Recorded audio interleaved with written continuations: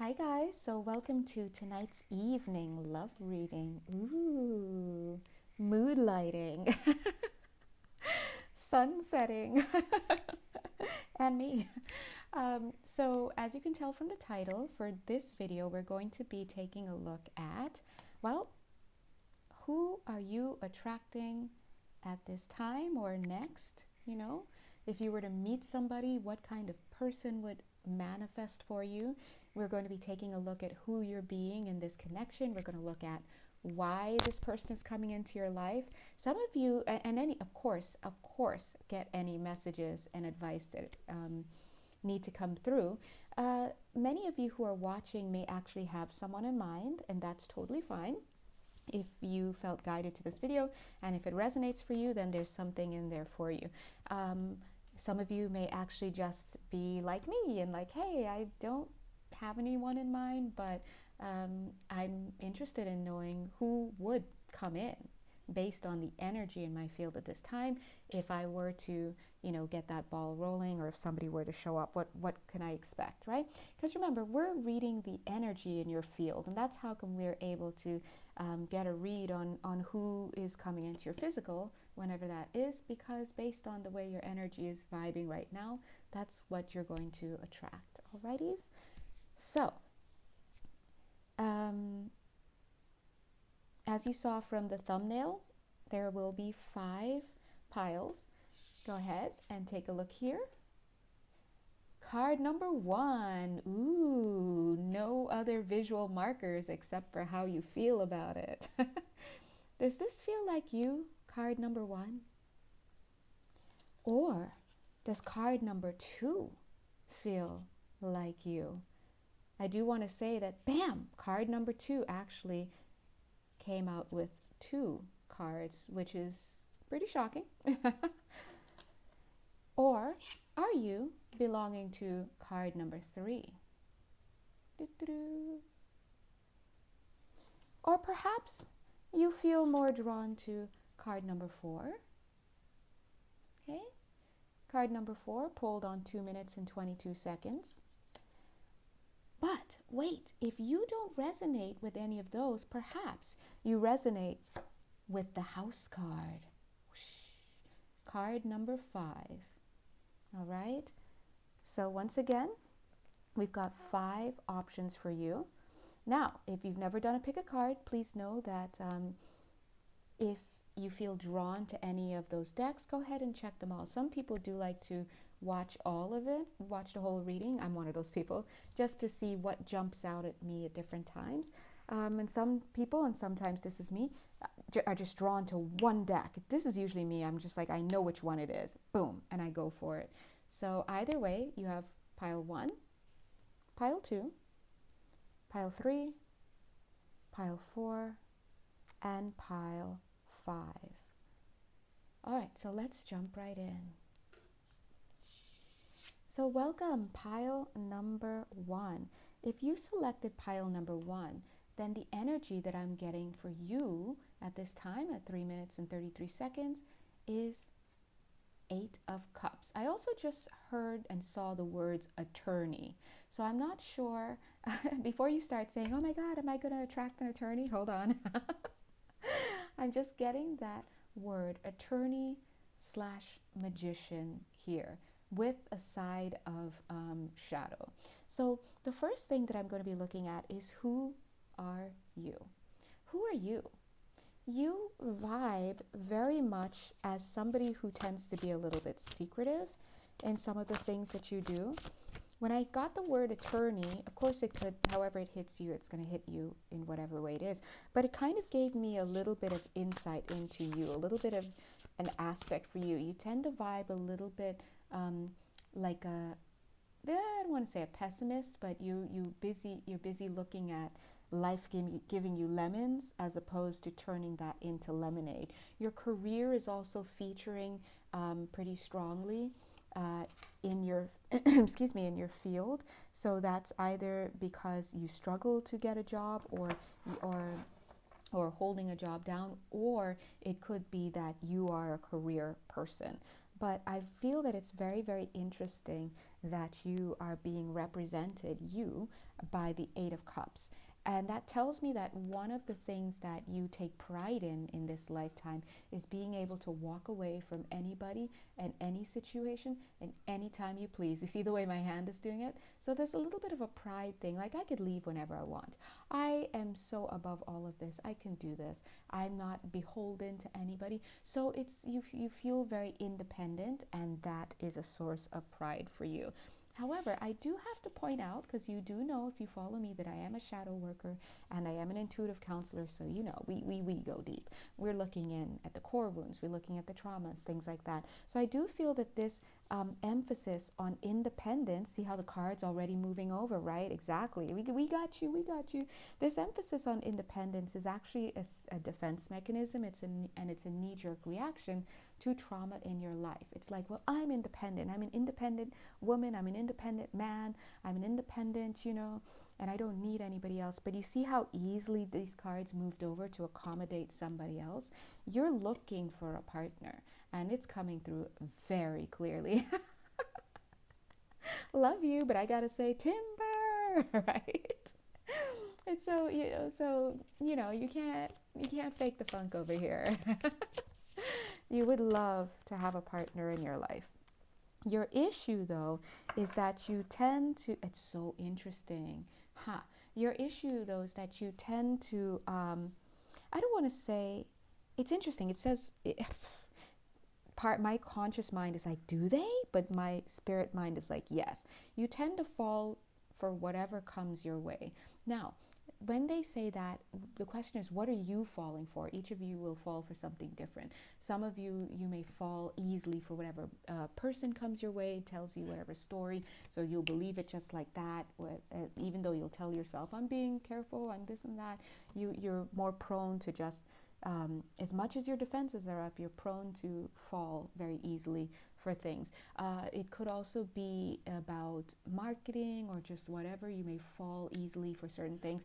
So it's very, very interesting that that would happen, because you would expect that somebody who carries themselves as very independent and as someone who could walk away from something anytime they wanted. I don't need anybody. I can be all about myself. Oh, thank you. The guides are like, quiet desperation. Yeah, there's a little bit of a quiet desperation for partnership here. And I see she who remains. So it's interesting, again, that as much as you're like, I could leave whenever I want, I could whatever, it's this, the card that you're getting is she who remains. So you have staying power. You tend to, you might even overstay in situations that you shouldn't be staying in. And I would invite you to look at the story that you're telling yourself, like, oh, well, I'm an independent person. I could leave whenever I want. I'm just helping this person, giving them money, giving them room, giving them board, whatever. But it's not like they're driving me to poorhouse. I could still take care of myself and blah, blah, blah. But yet you're still caught up in their story, in their life, and you're still accommodating whoever this is or whatever this situation is, right? Could be something as simple as knowing full well that the contractor that you've contracted with to do your work has not shown up in the most professional of ways, and you kind of, you know this on some level, but you're giving them second and third chances and explaining it away to yourself. So be mindful about the mind. They're saying your mind is a little bit like a hat trick. You'll pull a hat trick on yourself in an instance. So in an instant. So you want to pay attention to that. Okay. In particular, what I would warn you against is, while it's great to be loyal and have staying power in things, especially, you might be actually Capricornian, I'm getting, or some type of earth sign, getting some strong Capricorn with you. Capricorn placements in your chart, but you always want to take, yes, Scorpio also, but you always want to take a look at what you're committing your loyalty to. So what are you choosing to stay in, and then why are you choosing to stay there? A lot of times your why, well, first of all, a lot of times your what you're choosing to stay in if you look at it with honest eyes, you'll realize, oh, okay, this is not for me. This is beneath me. I'm choosing to settle, and I'm actually choosing to take a step down in whatever this situation is, need not even be a romantic situation. And then if you look at it, your why you choose to do so, if you really look at it, you'll realize, oh my gosh, I'm actually deluding myself here because I would rather be in something or engaged in something than not, than being alone. And that's why the guides are saying quiet desperation here. So do be mindful of that. Look at this, the disruptor. Okay, this is a card coming out in your reading for you. Because right now we're taking a look at some of the energies in your field as a universal, right? This disruptor shows, again, it's kind of showing staying in a place where you're not wanted or not needed. So it's almost like the quiet desperation manifesting as like, I can help you. You want to have someone like me around, whether that's an approach you take in your business or whether that's how you approach your love life. If it's something that you do in your love life, you might find yourself using your resources to hook somebody, right? So I'm just helping this person till they get on their feet, or oh, I'm just giving my time to this person because they could use it, or just whatever. But it's almost like you're setting yourself up into a situation where it's a pay to play situation. And in a sense, that's a little bit of manipulation, because when we see when we do things like that, we may not realize it, but we are trying to get somebody to stick around by giving them things, whether it's time or money, some type of resource. So I'm looking at your at these archetype cards. Yeah, and this card that comes up is a wounded child, the first one. Yeah. Oh, excuse me. Yeah, so you definitely as I'm feeling into your energies here to this group, you definitely wear your wounds on you. Your wound manifests or expresses itself as always wanting to be a rescuer or a contributor, very, very strong with using your resources financially or time-wise, or, access, if you have access to something, using that as leverage. So using resources to leverage in order to hold on to someone, get someone to stay. It's all about getting someone to stay. And that comes from the quiet desperation. That comes from the wounded child and an abandonment wound. Okay, so you want to take a look at that. Another thing that Spirit is saying is to watch any holier than thou energies that you may be carrying. And that kind of goes along as a shadow energy with when we set ourselves up to be inadvertent, like unknowingly a lot of times, because these are woundings and knee-jerk reactions. We set ourselves up to be the rescuer for someone, that I know better, so the big brother, the big sister energy, that I'm just here to help, I'm just, and that carries a little side shadow of holier than thou, like I know what I'm talking about, I know better than you, so Spirit is saying for you in this group in particular, you're going to be in for a rather harmonious surprise. Oh, I'm surprised, because usually when thank you guys. You're going to yes, there's music involved. So the person that you're attracting or that's coming in for you, they're saying is going to be a bit of a harmonious surprise. There's a musical element to whoever this is that's coming in. They're showing me a carousel as well. And even porcelain horses, and like even a smaller porcelain carousel. So this is somebody that carries a little bit of a classical energy to them. What is this? 1 sec, guys. And it's interesting because you are going to have to be vulnerable. You're going to have to flip the script on yourself this time. You need to be vulnerable. Look at them flipping the script, how she's on the top now giving to this person, but from a vulnerable position, right? Because we talked about how you have a tendency to, you may actually overgive, but it's coming from this wounded, I'm going to love bomb you with resources so that you can't leave, because you won't oh gosh, I can't even, because you won't want to leave, right? Um, but Spirit is saying you need to take the mask off. You need to get vulnerable, because whoever this person is for you, it's going to be someone that you never would have considered. You may see this person as being less endowed than you. This could be financially in some way. It could be educationally in some way. It's not somebody that you would quote unquote see yourself with in your visions. It's not someone that you would usually bump into or even seek out, or because here you are as this beautiful little mermaid queen on the Four of Cups. So the Four of Cups is kind of like the no thank you card. It's the saying no to something divine that has been given to you, right? It's the blah card. I'm bored. But you see this apple above her head? It's about to plop right on her head and get her to take notice. Take notice of what? Not the King of Cups, not the King of Pentacles. I feel like you love a nice little King of Pentacles, person with a bag, and their FICO score is great, and they could beat you, on all levels, and excuse me, and then some. You might prefer someone affluent in some way, or right. Got heavy Capricorn vibes and some Virgo vibes in the shadow Virgo, but no. Instead look at this Page of Swords. Page. I didn't say king. I didn't say queen.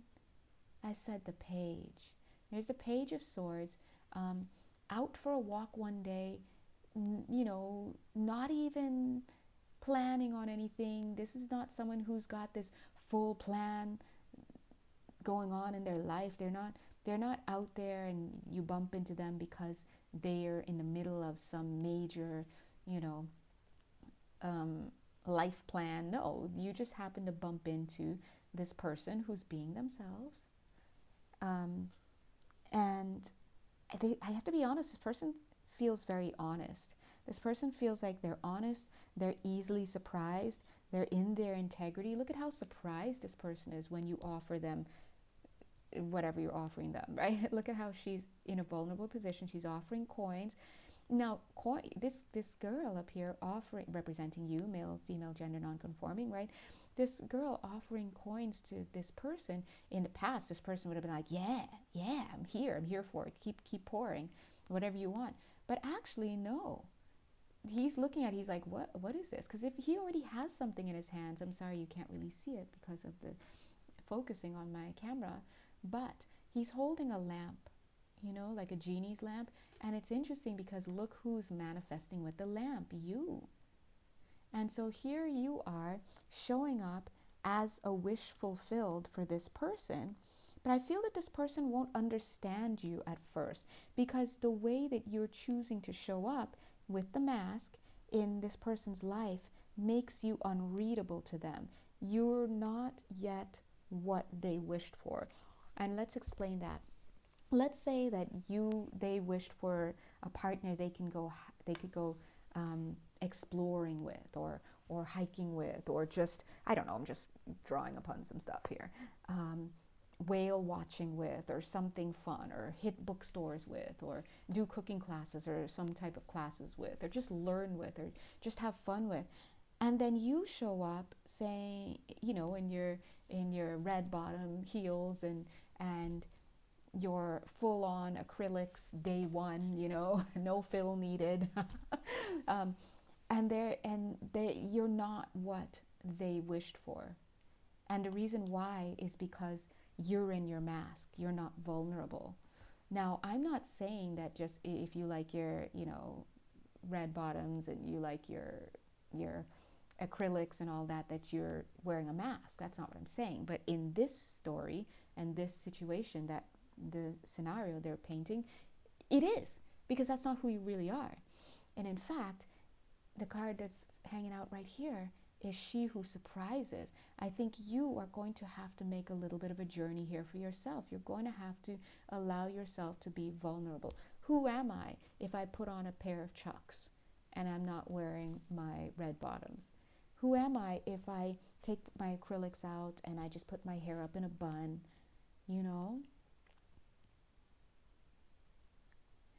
Yeah, who who is this person? And, you know, maybe you should find out. You might decide to avoid overdressing, or avoid leading conversation with what you have, and things like that. Maybe it's the kind of conversation that you have that makes you inaccessible to this person. Hold on one second, guys. So the point is, group one, that you're going to have to learn to be vulnerable.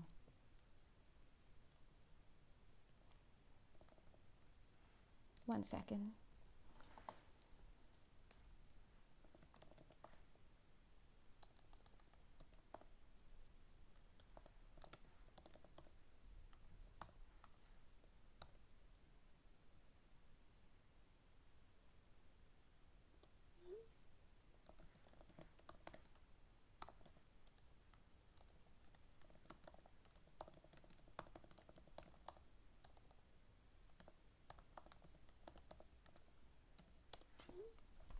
Okay. So anyway, I really like this person's energy because they seem really, really honest. They seem very fair. They seem invested, but I do have to be honest, pile one, you're going to have to make a transition and meet them halfway. And meeting them halfway means meeting yourself the full way. When you get into a place of vulnerability, that's when you can feel more like the inner child that is you. And I think that that might be just a little bit of a challenge for you in the beginning, but I think that you will take to it very well. I am seeing water. I'm seeing with this person that you may actually head to the beach or some kind of body of water. This person is connected to water in some way. And wait, weren't we talking about, were you Queen of Cups or something we saw earlier? Yes. Oh, it's a Four of Cups, but you're like the mermaid queen, mermaid of cups, right? Yeah, this person is exactly what you need. This is the person for you, but not in the current form that you're in. Alrighty? So far we've talked a little bit about who you're vibing as in your energetic field. And we've looked a little bit at who you're going to be attracting. That's really cool. That I love that I didn't really have to pull cards for that. The guides were just like, here it is. And I don't know why. We also talked about, some advice on what to do. Be vulnerable. Take your mask off. Now, I don't know why it is that this person's in your life. So let's take a look and see what you're actually going to be learning from this person. It's funny because I feel like I don't even need to pull cards. I feel like you're going to be learning how to feel soft with this person. You're going to be learning how to feel vulnerable. Now, you're going to be learning how to get into your feminine. Now, that has nothing to do with your actual gender. It has everything to do with your expression. There's a part of you that's been very hard for a long time. It's been very hard. It's been very upfront. It's been very cut and dry, very black and white, very transactional. Thank you, guides. You've been very transactional, but Spirit is saying we're blowing the horn on that right now. Dun, dun, dun, dun. We're blowing the horn on that right now. And the reason why is because you need to see what it feels like to give. Now, on the one hand, I want to say that, wow, this person's going to give to you, and you're, like I was saying earlier, going to be feeling really nice and in your vulnerable, soft, gentle, feminine side, regardless of your gender. But this is feeling like you're actually going to get a lesson in what it means to give quality. This is not going to be about your good old-fashioned transaction, like quid pro quo. I did something for you, now you do something for me. I did something for you, so you'd never leave me, and you can't leave me, but I'll tell you what, you can leave, but I know you won't walk out that door because you won't want to give up what you're getting from me. It's none of that. This is going to be about learning that your money and your resources are no good here. This person wants to see your soul. and they want to be in your heart, next to your heart. It's a very gentle feeling. It's kind of like the guy who realizes when he meets that one special person, he realizes that his top car and his fancy clothes and his slick talking and all of that mean nothing to this person. And this person has a way of just looking right into his eyes and calling him forward to be about something. And that can be a scary place for people like you, pile one. And the reason why is because you may, if you're in this group, then you're so used to hiding behind a mask of invulnerability. And that's because you're afraid to be seen. But look, again, the surprise card wants you to be seen. It wants you to realize the joy that can come from allowing yourself to be seen. So this is not someone who's going to force you to show yourself. This is not a person who's into forcing. This person feels mature. You might perceive of them as being not as advanced as you in some way, because you may see them, maybe they have less money than you, maybe their position is less than you, maybe their education is less than you, maybe in the eyes of your friends and your society group or just your community, they may not be as worth it, right? Whatever it is, you perceive of them as not being on par with you. And that's kind of a mistake here, because it's the diamond in the rough. It's the real. This is the real person. This person allows themselves to be seen. They're gentle. They don't force. And they're mature. This is an emotional maturity, because it's like they've learned a simple lesson already. And that's what they're coming to kind of teach you. The lesson is, I'm fine with being who I am. You know, what did he say? Gosh, my voice is so dry. I want to sing this song, but hold on. Yeah. You can't plant me in your penthouse. Remember, I'm going back to my plow. Remember, what does he say? I'm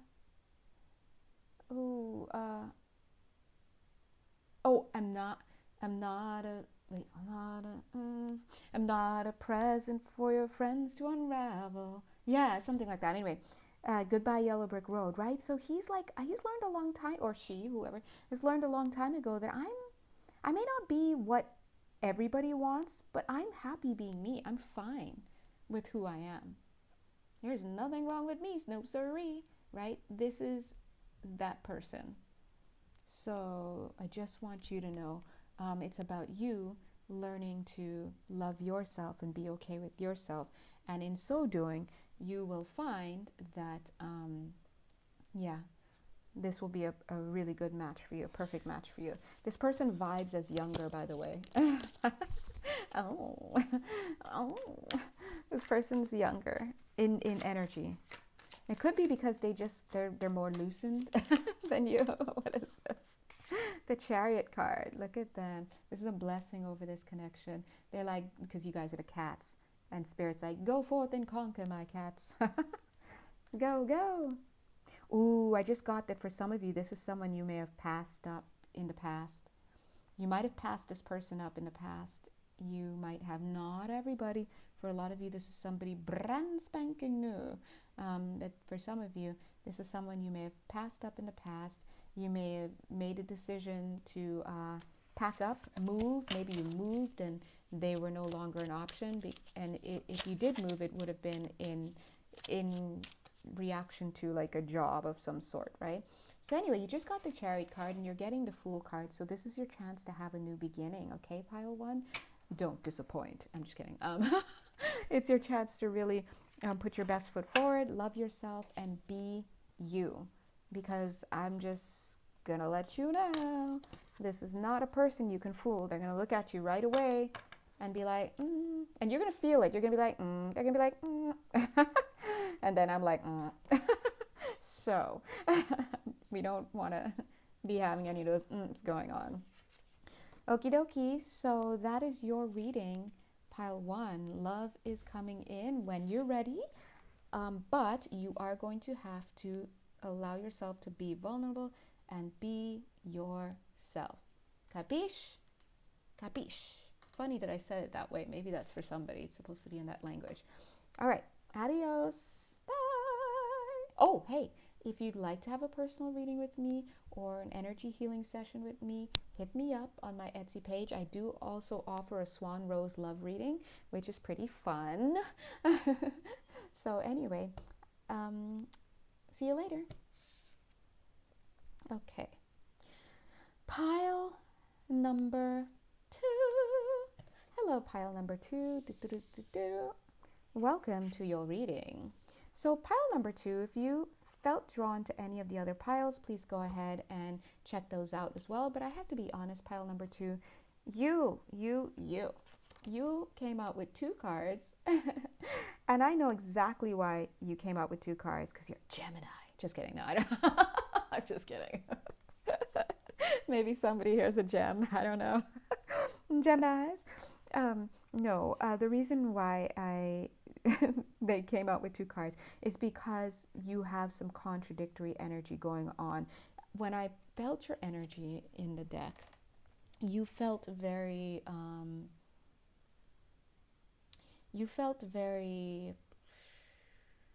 how can I say?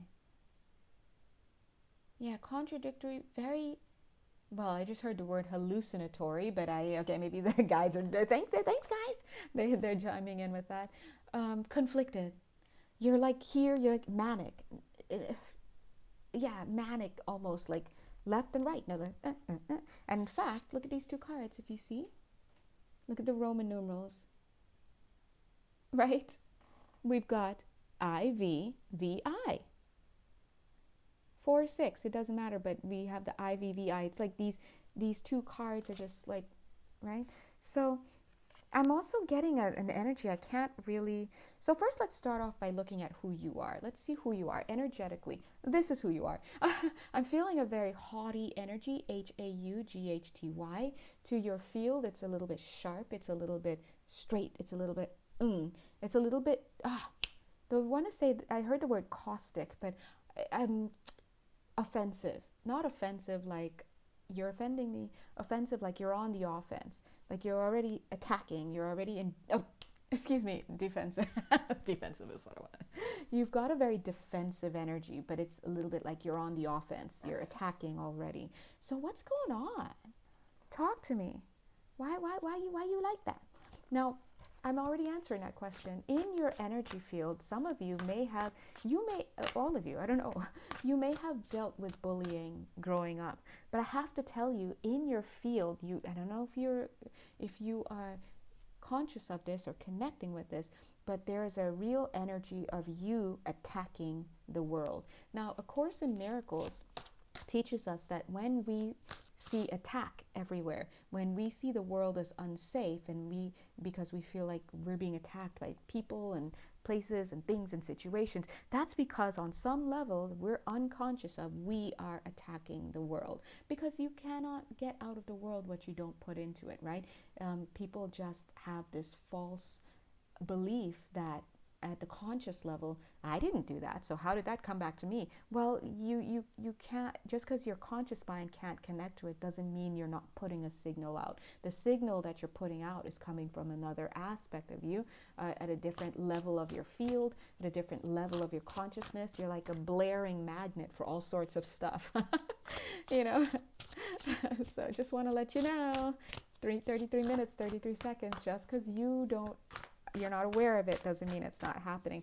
So if you were to ask some of your friends, you might be, anonymously of course, dear God, you might be surprised that some of them might be like, yeah, you do tend to be a little bit like on edge a lot, or you like attack people, or some of them might even say you're a bit of a bully if it manifests through you. You know, as I'm saying this, I'm feeling some of your stomachs like, oh my God, is that me? And some of you are like, yeah, that's me. And some of you might even be like, yeah, but people do stupid things. That's why. Okay, well, anyway, we all do stupid things, including me. So I do want to say you are carrying a bullying energy. Stop it. Okay? Anytime. It's moments like these that make me want to quit my day job, where I'm like, listen, look, the contradictor. Wasn't I just saying that's your energy? And then not only contradicting, conflicting inside of yourself, but it's that bully energy, right? So listen, I'm not saying you're a bully. I'm just saying you got the energy, okay? So this is the energy that you're pushing. Now let's talk a little bit about that, because if you are being, notice I said being because this is not who you are. Who you are is love. That's just all there is to it. But remember, once you incarnate, you already come into dun, dun, dun, dun, dun, being.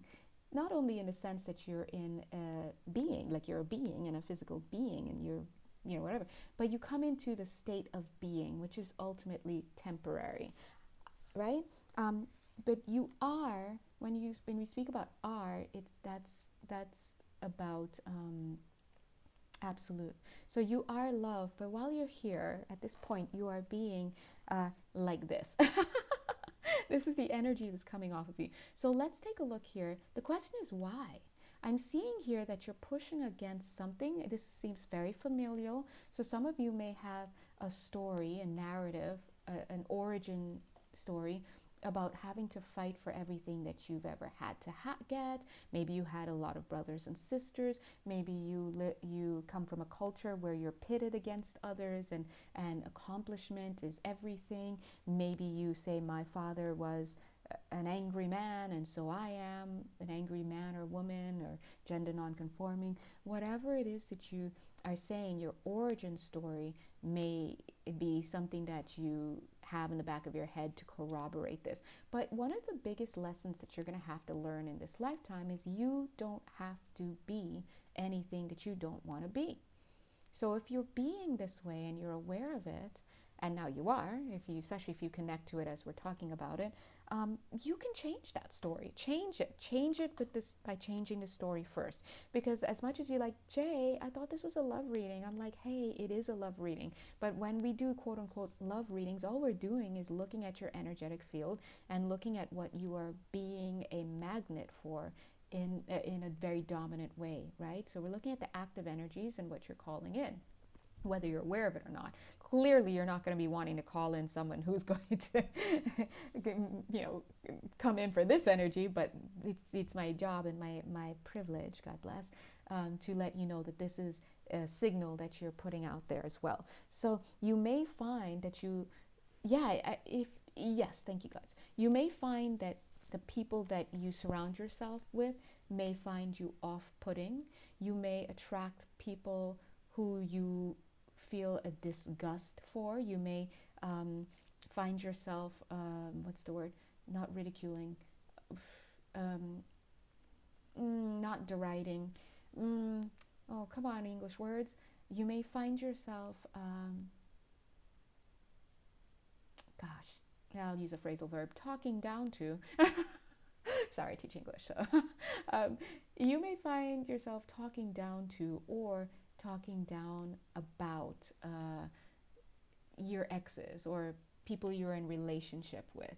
You have to watch that if that's you, right?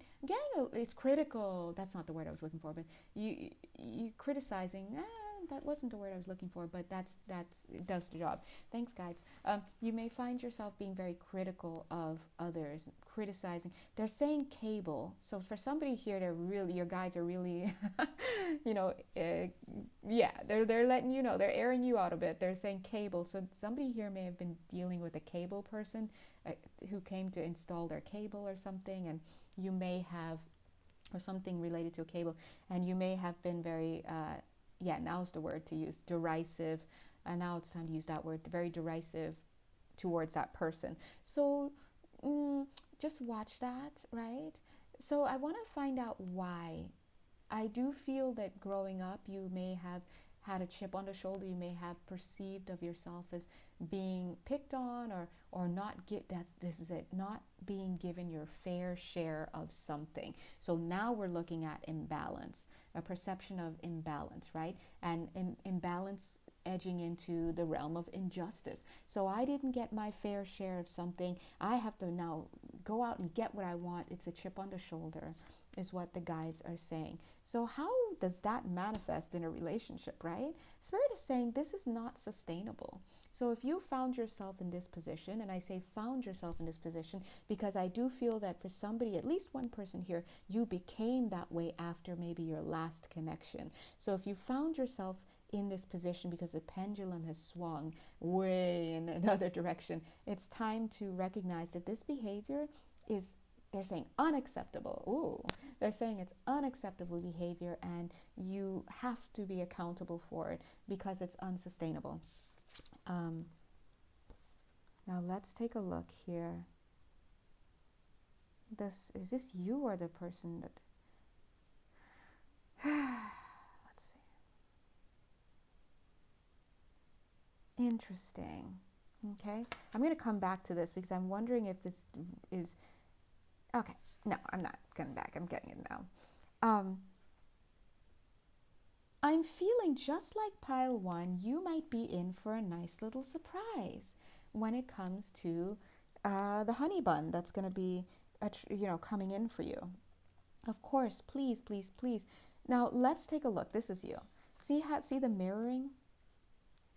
Look at how over here we've got the cracked energies that you're like, listen to me. For some of you, this is about wanting to be heard. Listen to me. I have something to say, and I'm worth it too. And look at here, instead of the cracked, we've got this network in the back, right? So some of you may actually be surprised that you can find a better way to communicate. Oh, for a lot of you, communication is your issue.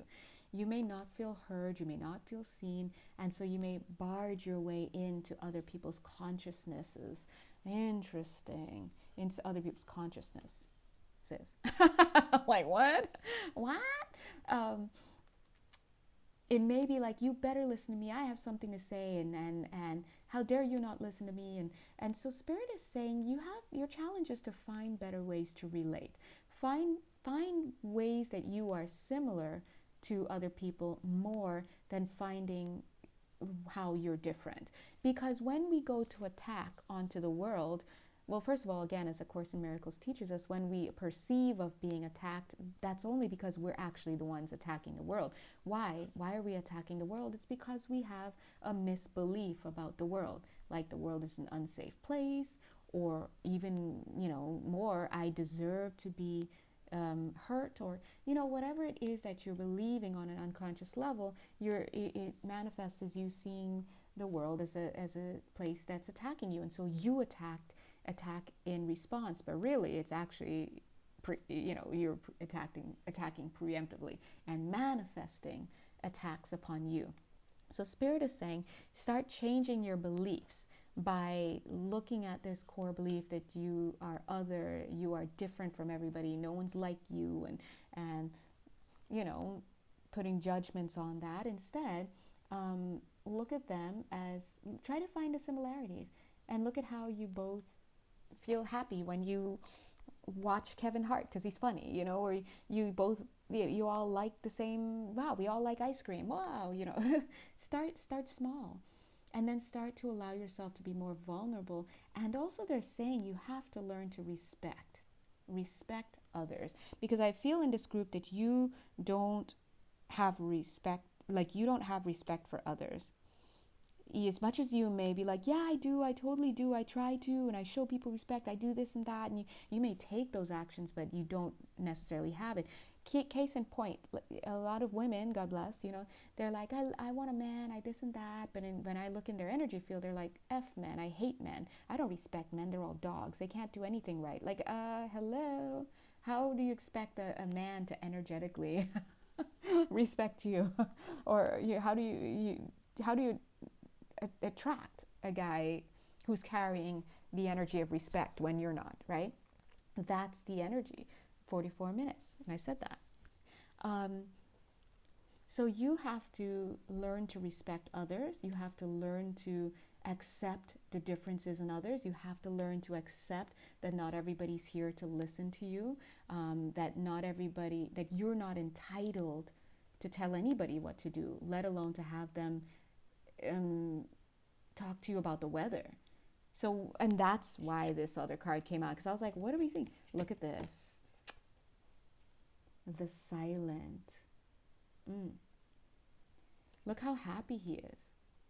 When he is happy within himself and he realizes that all he needs to hear and say is along with spirit, there's no anger at the world for not showing up the way you want them to, whether it's doing stuff for you, listening to you, whatever it is.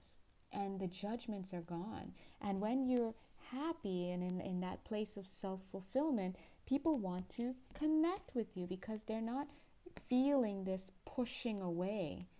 You know, sometimes we want to bring somebody close, but we're pushing them away by the energy that we're carrying. And look, here's the happy face. Look how you're happy, connecting in this whole new way because your approach has changed. Okay, let's go ahead and grab some of these archetype cards. Carolyn Miss, shout out for you. I'm getting the word and the symbol of dinosaur for you. Okay, look at that. Yes, yes. Spirit is so good. Look, addict. See how they're like pushing? It's the same thing. Look, you can't push your way onto other people. That's literally the definition of a bully. Yeah, you have to let other people talk. You have to let other people choose whether they want to come to you. It's like if you have a nice little puppy, a little dog. You can't force it to come hug you. You, especially if it just met you. Well, actually, puppies are always all upon you. So you get my point. a dog you just met. I don't know. And it, you know, you have to let it come to you, and you can't fault it or judge it for not wanting to. Look at the other card, victim, playing the victim here, right? This is this contradictory energy, and that's what happens. Bullies tend to, people with bullying energy, bullying attitudes, tend to be victims, and then they deal with it in a bullying way. Yeah. So look, in the shadow attribute, playing the victim for positive feedback in the form of pity. But it's the second sentence that I'm really looking at. Inability to maintain personal boundaries. So you may be somebody who struggles to understand when you are overstepping the boundaries of other people. Okay? So balance is something that would be wonderful for you to work on, my dear pile number 2. Because now let's turn to looking at who's coming in for you. Oh, let's pull these cards first. Because nobody wants to walk the world and be around people who don't allow them to be safe and to, oh, look at all of my cards. Excuse me, to feel safe and to express themselves. And so this is my advice to you, to learn to be balanced. Change your origin story, whatever the narrative is that you're telling yourself, you have to change that because it's not true. And, you know, let people be, and don't expect anyone to need to listen to you at all. And you're going to transform yourself. Okay. Oh, Lord, see what I'm saying? She who forgives and she who listens. Have to listen. You listen. Listen. No more talking. Love you, right? And forgive others if they don't want to participate and play. If they don't want to talk to you, if they don't want to play with you, they don't want to join you on the monkey bars, that's their right to do so. Okay, let's see who's coming in for you. You're like, I don't want to play anymore. You know, y'all play too much. All right, let's see pile number 2. Yeah, they're saying pile number 2, you're very easily hurt, and we all are, right? But you have to learn to be responsible for your emotions. Yeah, this is a call for emotional responsibility. Okie dokie pokles. Wow, look at all these swords. Communication. Ace of Swords. Divine Ace of Swords. God's like, I got something to tell ya. The way you wield your communication, you gotta be kinder. Ooh, by changing the way you see the world. King of Swords. Male, female, gender non-conforming. You're vibing as the King of Swords. Cherry is like, that song sucked. Cherry, no, it was cute. Page of Swords, this is you. You need to come from this King of Swords with this sword used to like strike people. Instead, bring yourself down to this Page of Swords, okay? Spirit is like, this is where you need to be. You ain't no king, boo. You ain't no king. Love you. You're the page. Everybody is a page. We're all pages out here in this grand book of life. Right, Cherry? Cherry likes my prose. And you need to realize you're learning too. Everybody's learning. Yeah? And so that's coming straight from the Ace of Swords. That's divine communication. Okay? Everybody's learning and I don't feel the same. Everybody's learning. Everybody's learning. Everybody. Okay.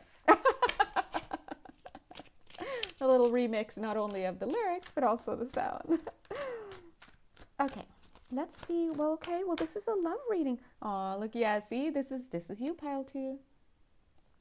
I'm like, can we get to the love reading? But see, they had to go a little hard on you. They had to break some shells in here.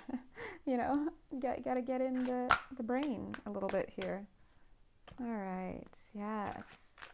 So pile 1 was learning that they need to allow themselves to be vulnerable. And I'm getting a little bit of a similar reading for you, pile 2. It's time to let some of these old energies start to crash on down. Wheel of Fortune, time to turn it. Look at how I'm trying to let the page turn here. 9 of Swords, 9 of Wands, but it gives me a lot of 9 of Swords energy. Spirit is saying it's time to look inside, change that origin story. This is very important, pile 2. If you take nothing away from this reading, what I'm about to tell you is very important. Look inside at what you are telling yourself is your origin story. Go back to your childhood and tell yourself the story that you're telling yourself, and then change it so you don't keep ending up the victim, because your victim story is doing way too much. And yes, you may have been really victimized, but it's time to change that story now. This is an official executive message from the universe. Change the story. And they mean going straight from the original cog, and then you sew yourself up, and then you're ready. But notice how we can't even get into the love. Where's this person? Where's this person? Look at this card. They're saying we can't even get into it yet. Who's coming in? Because of your origin story. Your victim story is keeping others out. You've got to change this. You've got to work on this. Why? So that look at the next card. You've got to change this so that you can make yourself energetically amenable to coexisting, to interrelationships in a healthy way, one that's balanced. This energy is not balanced. The partial truth, right? So whatever you're telling yourself is about stuff is not necessarily true. And I think she's like feeling in this picture a little bit high and mighty in her tower, and like, yeah, get off my lawn. Yeah, this is my lawn, and this is how I see the world. And if you want to, but she's not looking at what's behind her, because she's thinking that the tower is ivory. But if she were to look behind her, she'd be like, oh shoot, maybe I shouldn't be shouting from the windowsill. So let's see, Spirit. I mean, is there, like, what can we say about a person? 7 of Cups, huh? I think for you, you're going to need somebody who, I think your next person is going to need to be somebody who is a self starter, I'm hearing, but this has to be somebody who can't be easily barbed by you. They could, because I do feel pile two, if you're part of pile two, you have a lot of barbed wires around you. And I think that you're going to need to, it's going to need to be someone who's a little bit, has a tough skin. And that could be, it could be a little bit emotionally draining for you, because sometimes people who need to, they need to poke into somebody else. Like if you poke in, just like that, into someone else's auric field to get their fill. I'm getting a little bit of this as a defense mechanism energetically for you. You need to somebody to get them to pay attention to you, to get a rise out of them, to get a little sustenance here. And this is not somebody, and that's learned behavior, right? So again, we're going to be changing this so we can get the healing done. And that's why we got this. And spirit is here looking, but you're going to need somebody who's not going to be susceptible to being easily bored through, B-O-R-E-D, through by your energetic, right? Some of you, yeah, it's not, I'm not necessarily getting a scorpionic energy, but like how, like that. This is kind of what your energy. Also, Cancerian, they tend to be like that. Sometimes, love you. But it's a little bit, it might be a little bit energetically draining for you, because you're not going to be able to derive your sustenance from this person. Imagine saying certain things to get a rise out of them, or trying to like push them, and they're just not, they're not buying it. They're like, no, they're not, it's not working. You'll be like, how do I crack this person? How do I, and then spirit's like, use your words. Then you're really going to have to learn to communicate. Because I do feel that if you belong to pile 2, one of your biggest issues is communication. You may actually tell people that they don't know how to communicate and this and that, but actually you don't know how to communicate. You are leaning too much, your communication style is leaning too much on attacking other people. Look, I almost coughed on my own throat right for a second there. See, attacking people with your energy, right? Your energetic way. And so you're going to have to learn how to communicate for real. This is your lesson, pile 2. If you want to bring somebody in, you have to learn how to communicate. Look, shadow attributes. Some of you may actually have throat chakra issues, or very dominant solar plexus area, right? So this is your lesson here. And so the next person that comes in, I think if you attract someone before you kind of work on this and really break down some of these things, you're going to attract somebody who is vibing as very strong. They're saying this person is very strong. They're saying this person is in the ethers. So this is somebody who is, yeah, they're around, but they're not quite close. You do have to do some work first before you can pull someone in, I'm getting. And that's why I'm getting somebody who, I'm not getting like more details, but I feel this person's strength. It's like whoever is going to fill this position is going to have to be very strong. And they will be. You might find them frustrating because they don't listen to me. They don't listen to me. They don't look at me when I'm talking to them. They don't, because they're not supposed to. And you might hate me for this, or you might not. You might give me a hug and a kiss and maybe a donation for hot chocolate. Yay! Thank you. But they shouldn't entertain this kind of behavior. And they're not, I almost heard clinically supposed to. I didn't almost hear it, I did hear that. They are not designed to. They are designed, whoever this partner is designed to ignore you unless you use your words. In other words, unless you communicate maturely. And as I'm saying that, I'm feeling a lot of you vibing at 4 years old, 6 years old, right? And it's kind of like, but I don't wanna do it. I don't wanna. It's so cute. Look at not that behavior, but this is so cute. This card. Look at all the little kids coming. They're all learning this lesson. Yeah, you've got to learn this. You got to learn this. You're an adult, but the inner child is the one that is crying out here. So we need to grow the inner child by looking at this, being realistic, being honest with ourselves, looking at the way that we actually go about asking for what we need throughout the day, not only just in a romantic way, but how do you go about connecting with others? Libra issues. Full moon in Libra right now. Libra issues. Libra issues. You may actually have some Libra placements in your chart. Whatever it is, it's just has to be. I do feel that you might need to take some time on your own first before this person comes in, because Spirit wants to put you through. Oh, yeah, they're so funny. Put you through your paces, and I'm like, oh my God, this horse. Yeah, you get it. Yeah, you're gonna have to go through some healing first before. Healing by feeling. Feel stuff and then acknowledge how you deal with it. Yeah, because if you're not aware that you're in this mode, this way of relating to people, then that's going to be the first thing they're going to be working on with you, which is to build awareness about when you get into this mode. Okay, and what you do with it. All right, guys. Oops, sorry, hold on. Something has fallen and it can't get up, but it will. 1 second.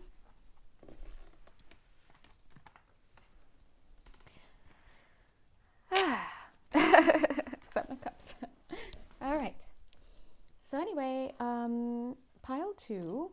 Long story short, you got a little work cut out for you, but listen, we all do. We're all working on these themes, so it's not just you. And you will have somebody, but right now I do feel that you need to do a little work on acknowledging the way that you are throwing your energy around outside, the way that you are relating to other people. Okay, Spirit will help you with that. God bless you. God is good. Wow, look at all these cards that came out for you. You're so great. All right, if you'd like to have a personal reading with me, shadow readings, all types of readings, I do it all, or an energy healing session with me, please do go ahead and reach out. Check my Etsy page. And until then, mwah, mwah, mwah. Love you. Do not be afraid of the work. It's good work. You're a great person. And you too can find love. Okay, we're in this together. Right, Cherry? All right. Bye. Okie dokie pokes.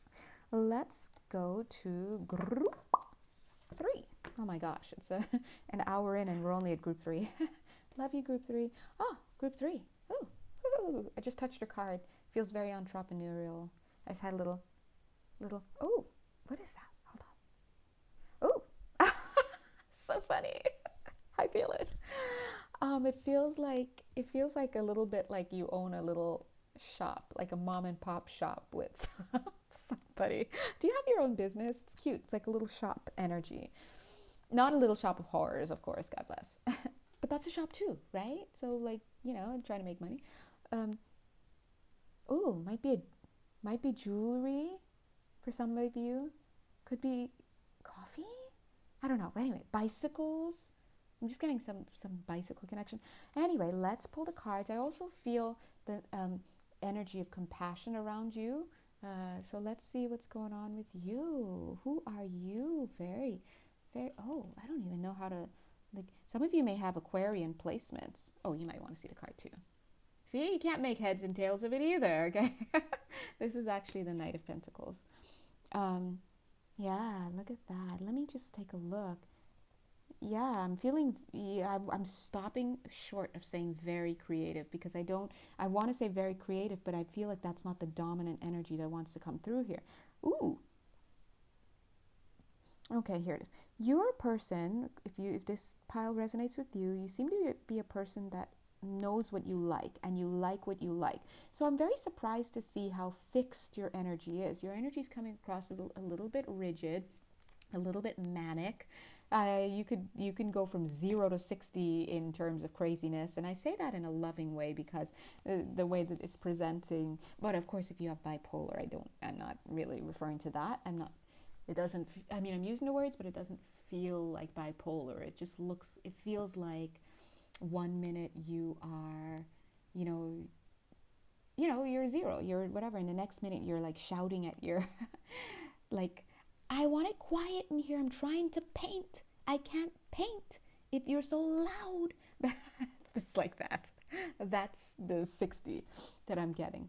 And people are like, okay, geez, all right, I'll go outside. And then when we look at what you turn back to painting, you go back down to 0 and you're quiet, and it's just one color of sky blue on this blank canvas. And it's like, really? You shouted at me for that? Like, come on. So you're a person that likes things the way you like them, is what I'm getting. It's a cute image. I'm getting lemons. They're showing lemons as well. All right. Now let's talk about you, group 3, because I'm feeling so many energies coming from you. We felt a lot of compassion, then we felt a lot of this mood swing changes, and now I'm feeling like it's almost like we saw the compassion, we saw the creativity at first, and we went further back a little bit more into the hidden part. We saw this mood swingy kind of, I like things the way I like it. I can't function if you're here. Whose hair is this? I said I want this table clean, and now I'm off the rails. And now I'm going back a little bit more, and I see this huge raging monster of fire and yeah. So what's going on, group 3? Where are you? And look, it's like your inner child is all hidden on the inside of all this. He's like, can I just curl up in the middle of all this and like, boop. I'm getting for you, group 3. And by the way, group 3, we're going to start off your reading with a discussion about who you are before we jump into looking at who you're attracting. But I would not be surprised, group 3, if you had a mother who was very disorienting, not disoriented, disorienting. I feel that she infuriated you on some level with her lack of reliability, with the way that she moved. The way that she moved created an unstable arrangement, is what I'm getting for you. An unstable arrangement it for you. Like you couldn't right yourself from the way that this person maneuvered in their space. And that's why you like things to be rigid. I don't want anything out of place, because if it's not the way I want it, I get disoriented very quickly, right? That's kind of the energy. And look at this card. This card wants to come in for you. You see that? And so this is a classic case of mother issues where a mother was unorganized in her approach to her space and her life, and maybe making plan, maybe her way of operating was disorienting to you. Maybe it didn't make sense to you. Maybe she was very contradictory. Maybe she was a gaslighter. Maybe whatever it was for you, or it could be just somebody who simply was too fast and loose in the way that they handled things that they should have been more careful with, like resources, time, things like that, as opposed to how you are as a person growing up. It may have disoriented you, and so that infuriated you on the inside, and your inner child is like in the middle of, like, curled up inside of you is so sensitive because there's like inflammation around her, right? So excuse me. So hold on, guys. Sorry. So what happens when you forget to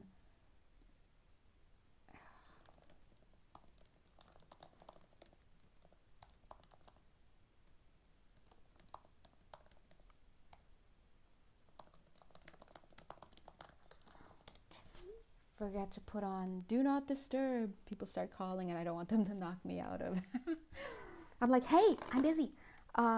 Anyway, so so there's this inflammation in your energetic field. It's red, it's hot, it's angry. So that's why you flip like that. If this pile is for you, you should know if this pile is for you by now, because this should sound like you on some level. And so your inner child is kind of like hiding in the middle of that, you know. It makes you unreliable, and it's so ironic, right? Because in an attempt to make, not unreliable, unstable in a sense, in an attempt to make the unstable more stable, you become unstable to other people.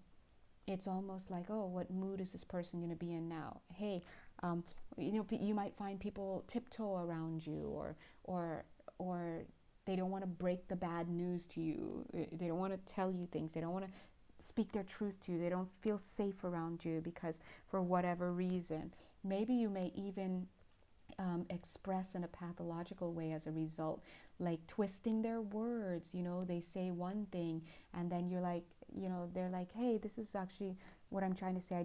I can't make it tonight. I just need a little more time to work on, you know, to think about this or to work on something. And then you may twist it, maybe really believing it, I don't know, or twist it into saying, okay, well, so basically you're saying that you can't meet me where I am right now.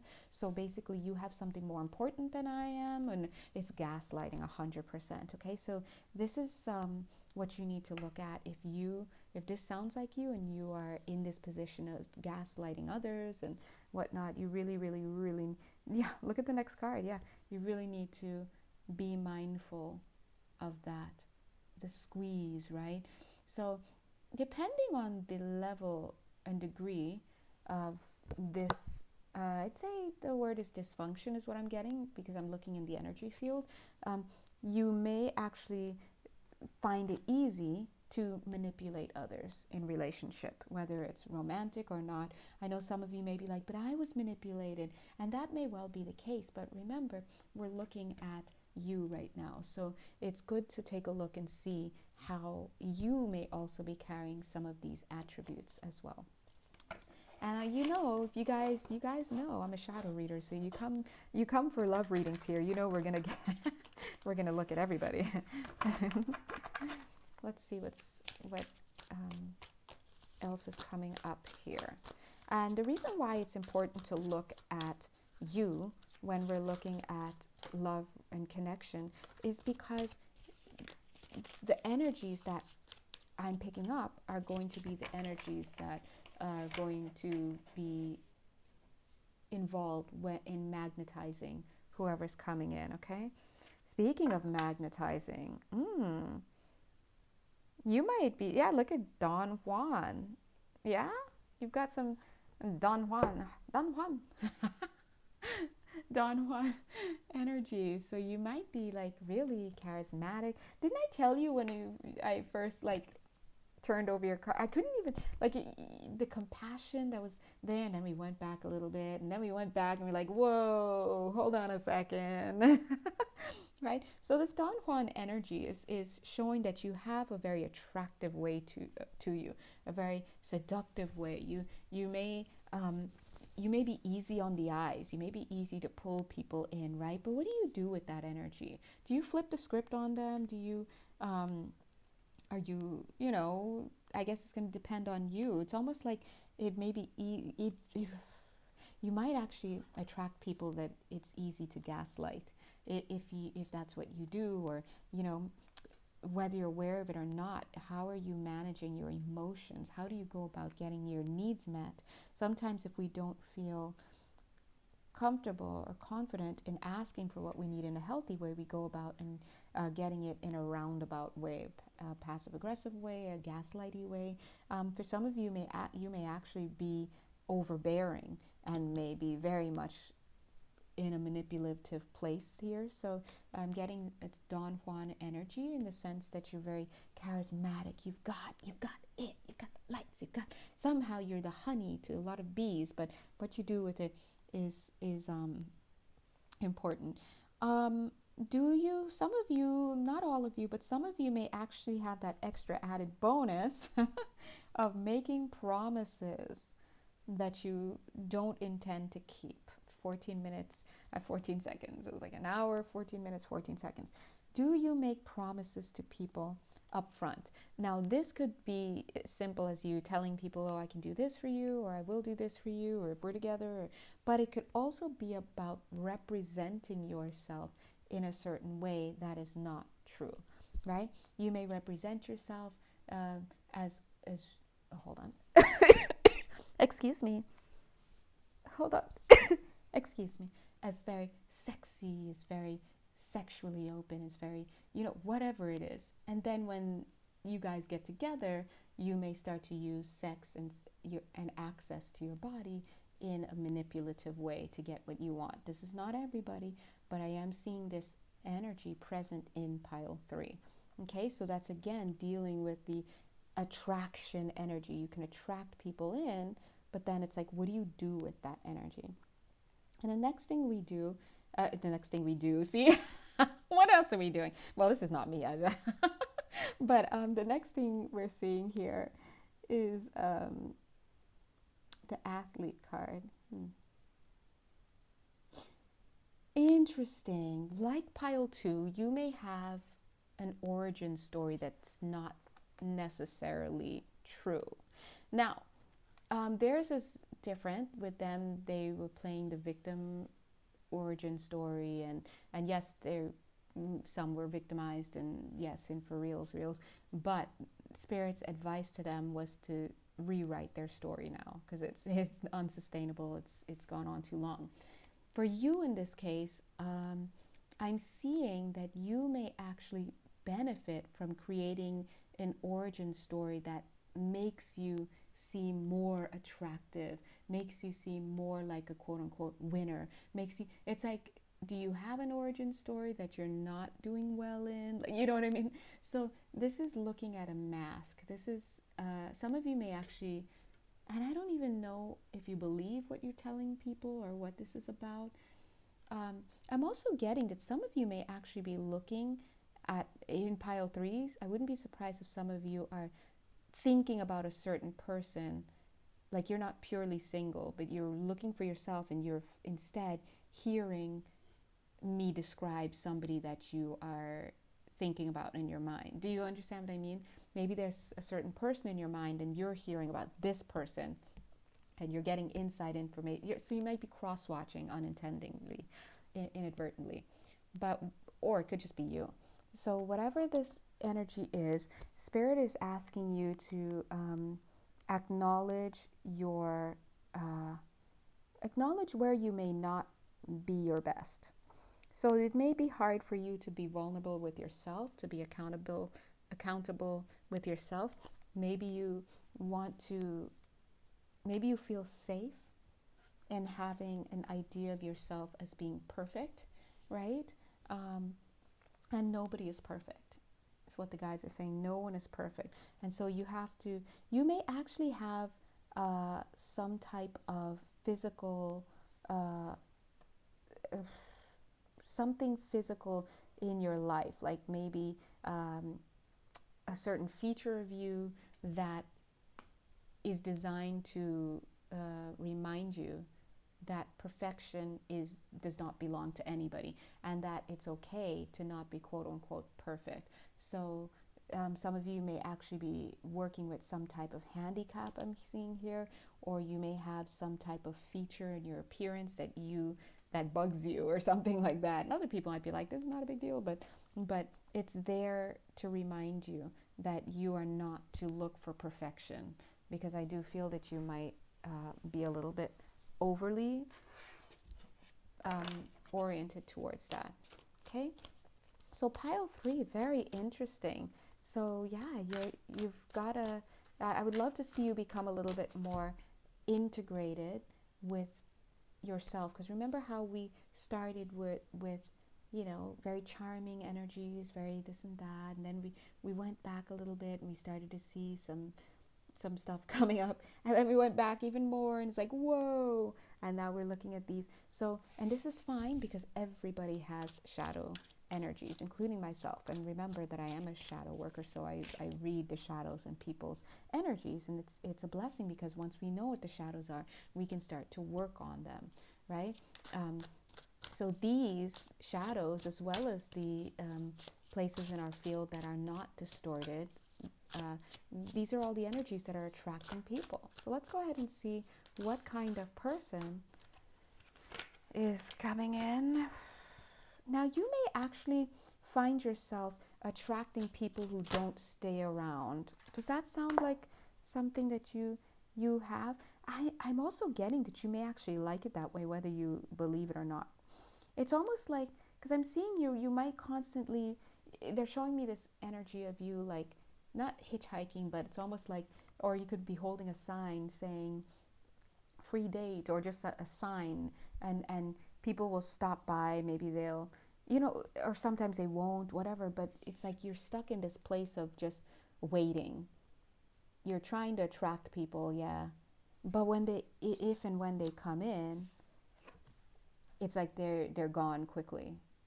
And there's a part of you that likes that. It's like, oh, good. Oh. So you have to get to a place where you are agreeing with yourself. Do I actually want somebody, or do I just want somebody to or do I just say I want somebody and I'm actually fine just sitting out here, with my thumb like this, saying that I'm looking for someone?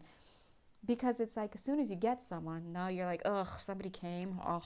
Now, it may be fun and everything at first, but then I just feel like there's a part of you, may not be all of you, okay? There's a part of you that doesn't want to be in union. Now, this is a part of you that still feels so vulnerable and so raw, right? Remember, we want to look at your inner child energy that's kind of stuck inside of all of that inflammation that we were picking up earlier, from mother energies, the disorientation, right? So some mother healing would be very, very, very useful for you. Also, you can do try working with divine inner divine feminine healing. You can find some wonderful YouTube videos that help you with healing the inner divine feminine, right? Those three: inner, divine, feminine. You can also do videos that do mother wounding, mother healing. You can also work with lovely healers like me, hi, other people, therapists. You can do some journaling. Yeah, there are so many things that you can do. Praying is first and foremost, talking to your angels and guides, just to get this energy up and running, because there's a part of you that is in need of mothering, but you want to trust. This is the thing, you don't trust. Pile 3, there's a lack of trust, and I think we all know that's probably why you may have trouble attracting or really keeping somebody in, because I feel like you might actually attract people kind of easily when you want to. This is a manifestation thing. I think you just don't want to. Now, you may say you want to because you're here watching this video and you want to, but there's a part of you that does not. And if you're being very honest with yourself, you will know exactly what I'm talking about. You're like, yeah, I guess so. I guess part of me just blah, blah, blah. Okay? Now take a look at these 2 cards that came. These are 2 cards of collaboration. 2 cards of collaboration. The 2 of Cups and the 3 of Pentacles. Beautiful. Yet, where are we at? So for you, the kind of person, excuse me. For you, the kind of person that you need is going to have to be somebody that catches your eye. Look at this. This is a kind of person that has to be kind. There has to be a certain kindness about this person. They have to catch your eye. They have to catch your fancy. They have to be interesting. Like I'm just seeing somebody who's so interesting. Maybe you find some, let's say if you're a person and you're interested in a guy, and you find some guy who is a reader. He loves reading, like reading books. He loves reading, and he's totally into a very specific, not too heard of genre of mysteries. And you're like, what? I've never heard of that. What is that? And he introduces you to this whole new subgenre of mysteries, and you start liking it, and you start getting this window into his world, and he takes you on this new adventure. You get to know each other, you get to learn more about yourself, and before you know it, your heart's on your sleeve. Why? Because this person wears their heart on their sleeve. This person is going to be somebody who wears their heart in terms of their hobbies. This is somebody who knows themselves. They know what they like. He knows he likes this. He knows he likes to drink coffee while he's reading these things. He knows that on rainy days he loves to watch this movie or whatever. And you admire this person's strength in being so in tune with themselves and so in their own world. This is someone who's so in his own world, for example. It could be him, her, whatever, in their own world, that they're so self-entertained and they're just interesting. And they wear turtlenecks in the middle of summer and you're like, what is this? Who is this person? And they're not overheating. And how? This is the kind of person you're going to need. You need someone just a little bit off the wall. Just a little bit off the wall. And it's got to be someone that, I'm going to be honest, you got to listen to me when I say this, pile 3. It's got to be someone that makes you feel bad if you try to manipulate them. All right? Hear me out again. This has got to be someone who makes you feel bad if you try to manipulate them, because that's pulling on your heartstrings. This is someone who's coming in to teach you empathy, compassion, love for self, of course. And you need to learn how to take care of the things that you love. I know that sounds crazy, but imagine having a doll. You have a doll, like some kids have dolls, and one of the lessons that their parents try to teach them is, if you love this doll, you asked me for this doll, if you love this doll and you treasure this doll, you have to take care of it. You can't just throw it all around the place. You can't rip its head off. You can't use Sharpies all over it. And no, I want you to take care of your toys because you treasure them. And this is somebody that you are going to have to find endearing, because if you're pile 3, I think it's very easy for you to dismiss humans. And the more I'm in your energy field, I have to be honest, the more misanthropic your energy signature feels. You feel very much like a misanthrope, like you just don't connect with humans in many ways, and and you find them faulty and frivolous and trivial and all of those, and you find yourself a little bit apart from them. So, like feeling outside of regular humanity. They're just, you don't get them, you don't want to, right? And so this is going to be someone who's going to allow you to be more connected. And so this energy aligns with these. You see how the two of them look a little like twins? And this is not about twin flame, blah, blah, blah. Okay, so don't even start down that aisle. Okay, not in this video. But look at how you look like twins. Like your energy signatures are very similar. And then we've got the 3 of Pentacles, working together, collaboration. And I love this 2 of Cups. It's about a heart connection, right? So you're going to, this is someone who's going to inspire you into wanting, I know it sounds corny, but into wanting to change your ways, into wanting to be a better person. And the way they're going to do that is not through the mind, but through the heart. And so you're going to have a heart awakening with this person. It's going to be like, oh, because remember, you're a person who does things because you feel like doing it. If you don't feel like doing it, it's probably going to be very hard to get you to do it. Right? Because I don't think your mind is going to be like, logically, this just has to be done. No, it's like, I don't want to do this, right? And so I think this person's going to awaken your heart by like giving you sensations you've never felt before.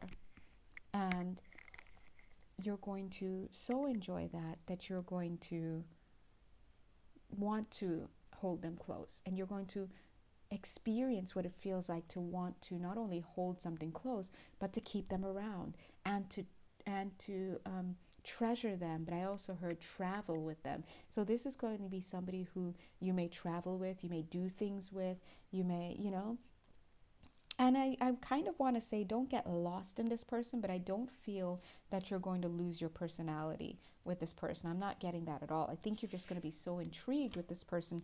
It's like, look at how all of these eyes on you are now like focused on this person, not in an unhealthy way, but in a way like, oh, my entire being right now is learning from this person, because you're learning a whole new state of being from this person. Does that make sense? You're learning to love. Oh. And you're going to get a lot in return for this. Like, this is going to be a lot of bang for your buck, is what I'm getting. This person, that's so nice. Like, it's like you're going to get a new lover, you're going to get a new friend, you're going to learn how to feel in a new way, your heart's going to come online. You know, it's abundance in many ways. So I think, yeah, this is a good connection. It's going to be a great connection. It's going to be a great connection. This person may be a little bit older than you. Doesn't have to be too much. I'm not getting, they could be, right? Whatever. But I'm getting they feel only like about two years older than you. That's what they feel like. It doesn't mean that that's at their actual age. They could be like younger than you. I don't know. Or much older than you. Oh, this goes over here. Thanks, guys. All right. Oh, okay. So lesson. Open your heart. Your song is open your heart to me, but the song is being sung to you. Don't try to run, I can keep up with you. Yeah, you might try to run a bit. Yeah, you're a runner. We got a stage 4 runner. Logan's run. No, you can't run. And I'll tell you why. Now, you might find this a little bit scary, but I'm going to tell you why you can't run. Because you don't want to. Ooh, you don't want to run. You want to stay right there. All snug as a bug in a rug. I love it. And you might find that this person puts you at ease and your inner child feels safe around this person. And then guess what? You'll be really wanting to give to them. Maybe your hand in marriage. Who knows? Who knows? The minute I said that, the minute I said your hand in marriage, I saw this vagabond, little sack open up again, like, no, runaway bride, okay? None of that. One step at a time. This is you thinking about it. Should I give up my...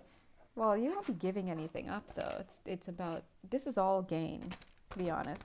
And it's in the checks and balances are going to be great, because you try to manipulate them, you try to gaslight them, you try to anything like that, you are going to feel that guilt like you never felt.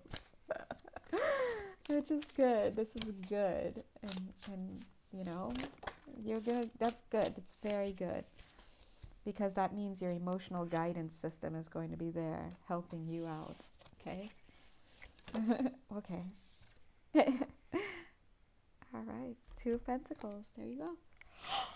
Oh my gosh. It's like going on to 10 o'clock. Okay. All right, group 3. You are amazing. God bless you. Bless your buttons. If you'd like to have a personal reading with me or an energy healing session with me, or, you know, I do a lot. Just go head over to my Etsy page and check me out. Spirit is telling you one last thing here. Believe in yourself. You're valuable and you're a catch. You have to learn that. And this girl, whatever, is gonna teach you that. And that's why it's so beautiful, because you're gonna blossom into that. It's gonna be enjoyable. Okay. Anyway. All right. So let's go to group 4. I love how I just keep shuffling that. Group 4. All right, group 4. Hello, group 4. Group 4, the ever elusive magician. Not quite shape-shifting, but very much avoiding energy.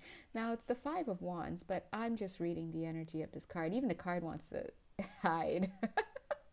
So group 4. For your reading, what we're going to do first is we're going to take a look at who you are, what your energies are that are coming up.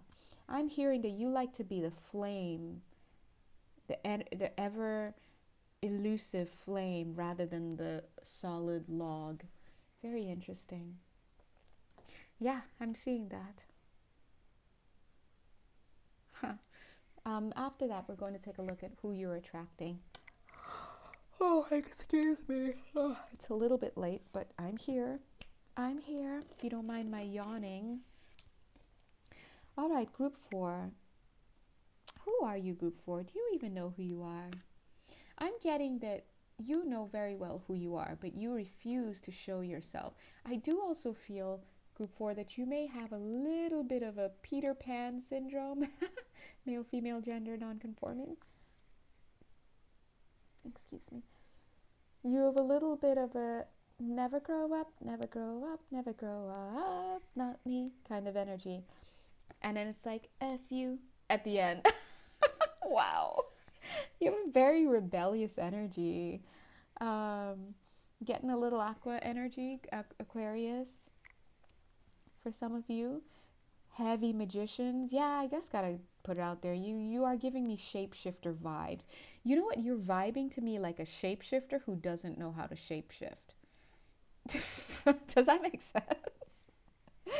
It's almost like I'm laughing at you to make you angry. Does that make sense? Because I just laughed at you. I was like, why am I laughing? And then I realized, oh yeah, I'm channeling. This is why. Oh, look, I just did that. It's almost like now you were Cherry and I just hit you on the nose. What is going on? Okay, let's spotlight on you. Now you can't run. All right, pile 4. Pile 4, you've got a lot of rebellious energy. You are a you have a shapeshifter energy, but you don't know how to shapeshift. Instead, you try to evade, but it's almost like you're not really even very good at it. And it's almost like the energies that are coming in are trying to poke at you and prod at you. That's why I'm like messing with you a little bit. I don't know. I mean, I'm channeling. And even as I'm doing that, you can't even muster up the energy to fight back. Like there's a little bit of an all bark no bite kind of energy that you're carrying, but it's more like, I'm just going to try to shift out of this. I'm just going to try to go over here. They didn't see me wander off kind of energy. But underlying all of this is fear. Why are you so afraid? Now let's jump in, because I'm being pulled to a childhood now. Now I'm getting this. Now we're in your inner child. So there's a lot of fear here. It does feel like mother energies hiding from mother energy. Maybe you had a mother or a mother figure that was scary to you. It could have been because they were hostile, they were volatile, or it could simply be because your mom was very sick and she was and you were maybe bedridden or just sick and inaccessible to you, and you were afraid to see her or to face her because that scared you. There's a fear from the mother figure here, and it leads to you wanting to evade, is what I'm getting here. Now flash forward to today, you kind of put up this wall, this front, and you might actually be a very good talker, but it's almost like all air. Like yeah, you very good talker. You could probably sell a used car to somebody who is a little bit absent-minded. You don't have to work too hard to, right? Because if you had to work too hard, then that means because the person is seeing you, and you really have to come up with the details. And if you're being seen, you're not going to want to be there at all.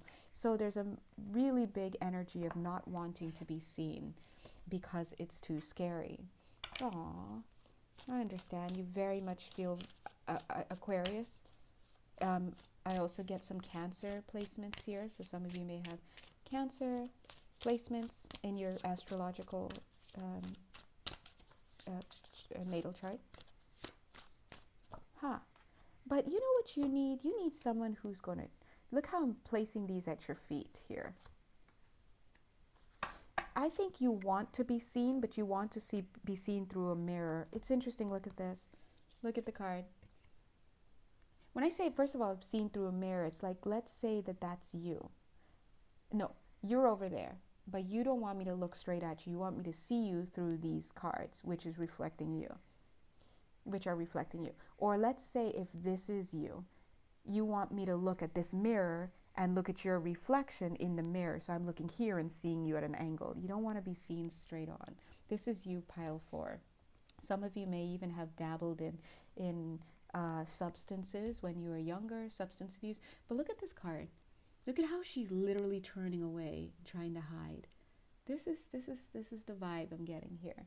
She who hesitates, yeah? Look at the card right underneath. She who is present. Look at, wasn't I saying that? It's like you're over here, you're present over here, but can't look straight at you. You gotta do something like this.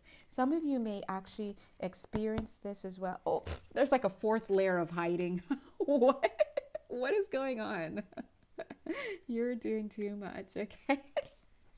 Some of you may actually express this desire to not be seen, or to be seen twice or thrice over, removed in your workplace. So you may actually do a job where you're not having contact with people. You know, there's something there, but you want to be seen, and you want to be, you know, you want to have staying power. You want to be known as a fixed energy, but you're not. You're illusory, and you're constantly evading. It's like evade. You know, if you play Tekken, remember, you can Tekken, you know, the game. You can make the person turn, keep evading. That's kind of the energy that I'm getting. But what you need to really feel safe, to really, and getting some Leo energies right now, getting Sagittarian placements right now. What you really need, because this is who you really feel like, more like a Leo, more like a Sag, more like very heavy Sag, more like a Prince. You got some Prince energy, not Prince, the artist formerly known as, but Prince. It's just it's the archetype kind of energy. You need to have things placed at your feet. It's not that you need to be worshipped, but you need somebody to show you first that they value you. So your love language may actually be gifts, or acts of service, right? Look at this. She who grants wishes. So, wasn't I just saying that? You need someone who's going to give you things. She who grants wishes. You need, look, she who whispers. You need a calm energy. Like I said, you may have had a very volatile mother, a very hostile mother, an unpredictable mother, or a mother that scared you because of her condition and you were too afraid, you couldn't handle that, right? She who calms. You need this calm energy around you. So you might be surprised, pile 4, that you actually are a very gentle energy. You require gentle energy. I think you would like to explore. I think you'd like to, you know, just be unseen. And if you are seen by somebody and engaged with by somebody, for them to be gentle with you. That's what I feel that you need. I think that you're much happier waiting and being single until you can find somebody who can be that way with you. Let's pull some more cards for you before we go on to looking at who you're attracting. Well, we're kind of already talking. So I'm seeing here, hold on. Yeah, weren't you the one I said felt a little rebellious when I got on here? Yeah, look at this card. The little devil. Yeah, really rebellious energy. And maybe, I'm just getting this energy that maybe people didn't support your rebelliousness when when you were younger. Surprise, right? Look at that. You might have gotten into some trouble when you were younger. Just then that probably put a halt to it, right? So maybe you stopped expressing in that way. But I'm feeling that maybe a lot of people judged you, or there's an element of judgment. I think also for some of you, you grew out of that. You were like, okay, I don't want to keep doing this anymore. I don't want to keep rebelling. I'm just hurting myself here. And for some of you, um, yeah, other people did. But for whatever it's worth, you started to try to grow a thick skin. You probably became apathetic as a result, especially with anger energies. Again, I keep feeling anger directed towards you. Some of you may have had a very angry father energy around you, or angry masculine energy around you. Some of you may actually also be carrying a lot of anger energy within you, and you're so afraid of it, you don't want to acknowledge it. So it's almost like you just keep hopping on to the next thing, doing something new, starting over again. Look at this, the naive, starting over again, saying goodbye to what else was before. So this is a vagabond energy, because you don't want to face the energies that you're carrying within you. Aquarius is what I'm getting. But Spirit is going to keep bugging you. Look at this. The instigator. This is kind of like the energy I told you earlier when I can't remember what I was doing, but like I felt like Spirit was moving me in a way to, I laughed at you first, and then you became Cherry, and I hit you with the cards, and it's like, you're going to keep getting slapped. You're going to keep getting poked, prodded, and look at you trying to just hide from all of that. He's like, why does the universe keep messing with me? If you feel like the universe is messing with you, I do have to be honest, it is. Because I felt it moving through me, yeah. It is definitely messing with you to make you lose your cool, to make you, and the reason why is because you need to go inward. You can't keep running. You can't keep shifting out of these, these tough spots. You've got to face what's going on. Yeah? That's what they're saying here. So you're going to be picked at. It's annoying. And I think that that's very painful in a sense, because I think that really, as I'm feeling your energy, all you want is, like we see here, someone who loves you, first of all.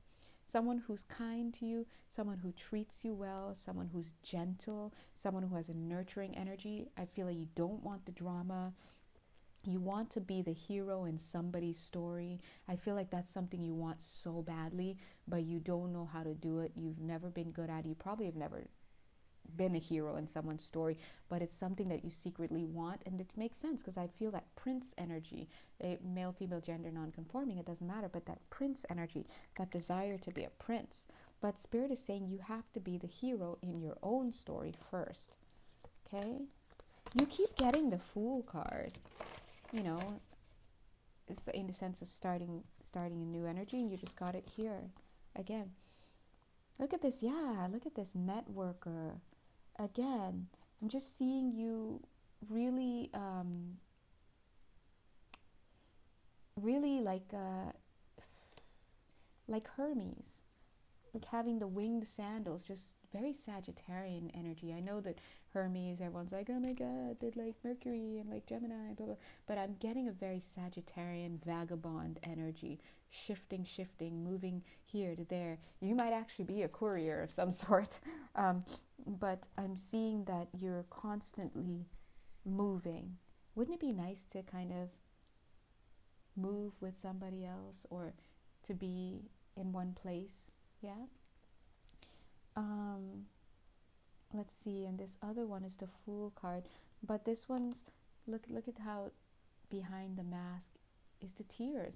So every group here that's been featured has been called to look at their inner child, but I think you really need to look at yours in the sense that you really need to, yeah, look at this card right here, it's so cute. Avenger, you need to be your own hero. You've got to rescue yourself.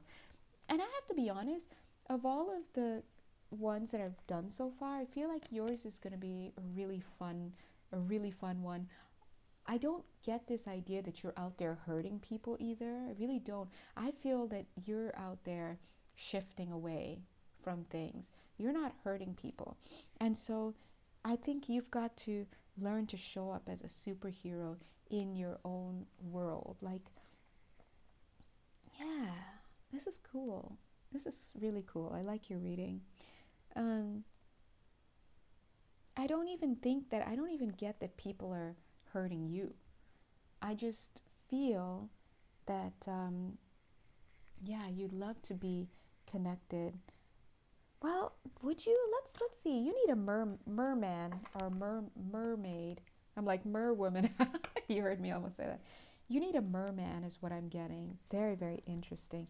So you guys, let's jump right into who is it coming in and who would be good for you. And yeah, you're also bound to your childhood. You have to get out of your childhood. You're not your childhood anymore. You're not even at home anymore. I'm really gathering. Unless you are, then I don't know, get out.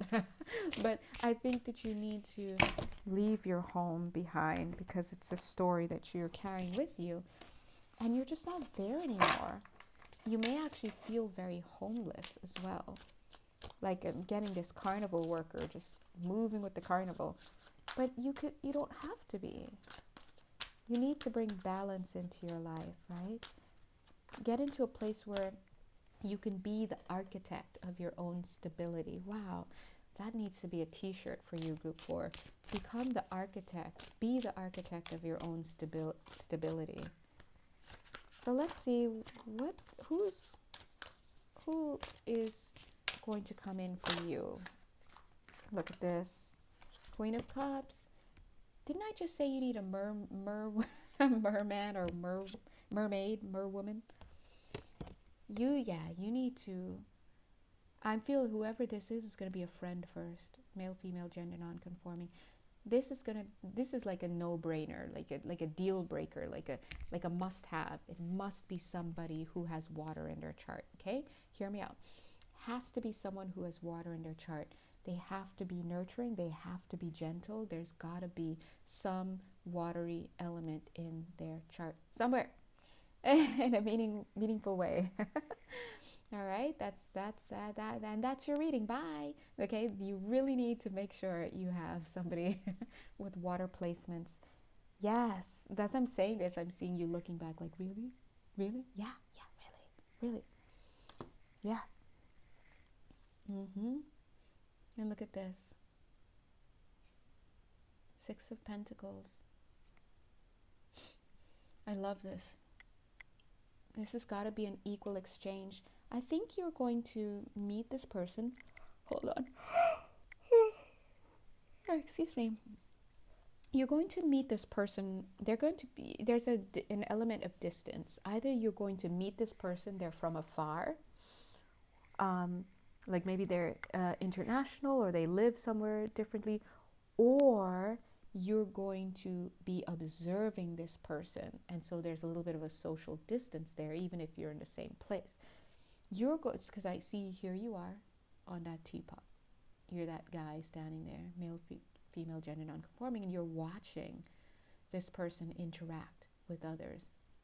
And you're like trying to be cool and that branch, like, yeah, I'm just standing here, but you're like all up in their business, right? Why? Because you want to see. So I feel that this is going to be somebody that you're going to meet. You're going to be friends, I think, but you're going to observe them first. Spirit's going to give you an observation period.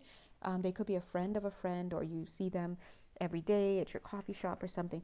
And they're going to let you observe this person first so that you can become a vibrational match to whoever this is. Now, that doesn't mean in some weird stalkery way where like now you're learning their habits and their routines and they go to the gym at 8 a.m. on Tuesdays and it's creepy. Not like that, but more like energetically so you can become aligned. Because remember, you like to shift out of stuff. And so people who shift out of things, they might actually, they might find it easy to, what's the word? Assimilate to, right? But this is about you observing. And I think that through your observations, you're going to learn more about humanity. You're going to learn about yourself. But I think you might find it. You might start to fall in love with this person. I'm feeling there's a computer connection. So maybe one of you is IT, or this person does something with computers. This person may also have a Libra placement. whoever this person is, right? Look at the Empress card coming out.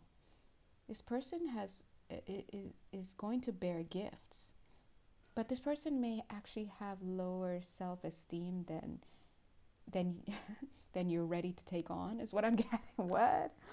Um, so they may be having to do their own self-nurturing in a sense. I feel that if you are open to having children, if you know, I think it's a possibility, right? This is also somebody who, hold on, let me just feel if I can tap into this. This is also somebody who can work well with other people, but she or he, they seem a little reserved. So they may not be someone who wears their heart on their sleeve. They maybe have a little bit of a commitment phobe energy towards them. And it doesn't necessarily need to be a commitment phobe energy like I'm a runaway bride or something like that. It could be something as simple as I don't give my heart easily. You know, maybe, you know, I don't allow myself to get so caught up in somebody that I can't leave if I don't feel comfortable, right? So this has got to be somebody, this is going to be someone who has to feel comfortable. They may actually be soft spoken. They could have a Taurus placement somewhere as well in their natal chart. Yeah, look at the two of you.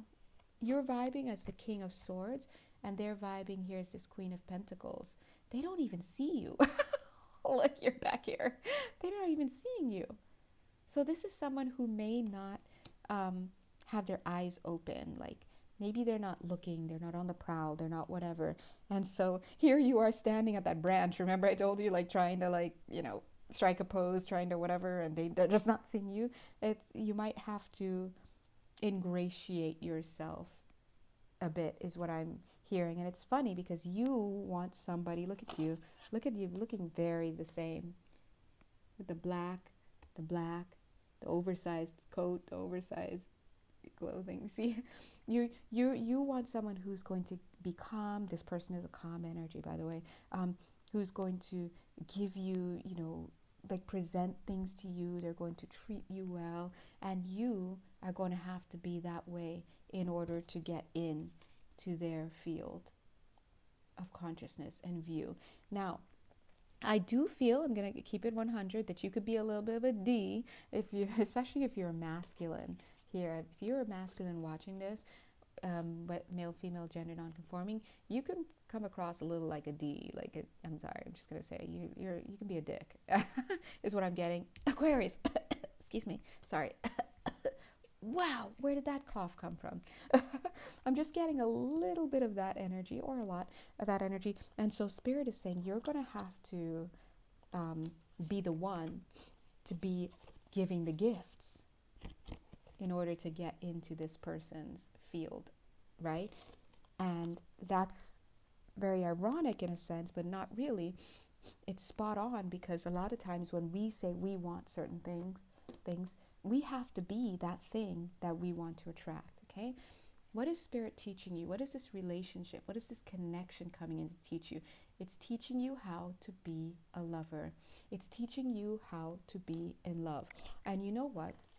You might be like, what? Yeah, but when you, excuse me, one second. Oh, excuse me. When you love something, or you value something, you give to it. That's the complete opposite energy of the energy I'm feeling in your field, which is evasive, right? You evade, not even avoid, evade, like sidestep. That's shifting energy. You're not shape shifting, you're shifting out of the space. And that's not going to bring you what it is that you really desire, which is a loving, calm, nurturing, generative, also filled with little surprises. You like gifts, yes, I don't blame you. You want that kind of partner, and stable one who's not going to flip on you and send you into age 4 and age 6, age 8, age 9. These are those ages. Age 7 is another one of trauma with the mother energy. So I think that you'll be very happy to know that if you can get into a place of being, of showing up, you have to show up and stay and make the effort and really put your heart on your sleeve here with this person.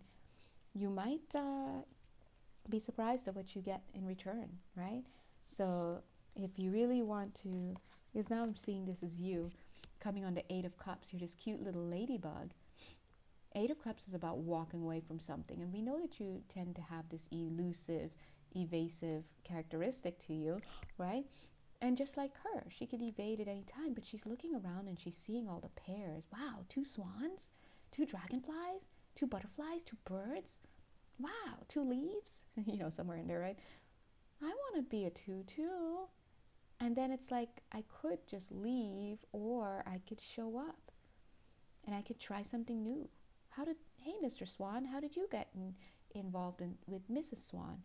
Well, she liked chocolate covered, raisins, what do we call it? Raisinets.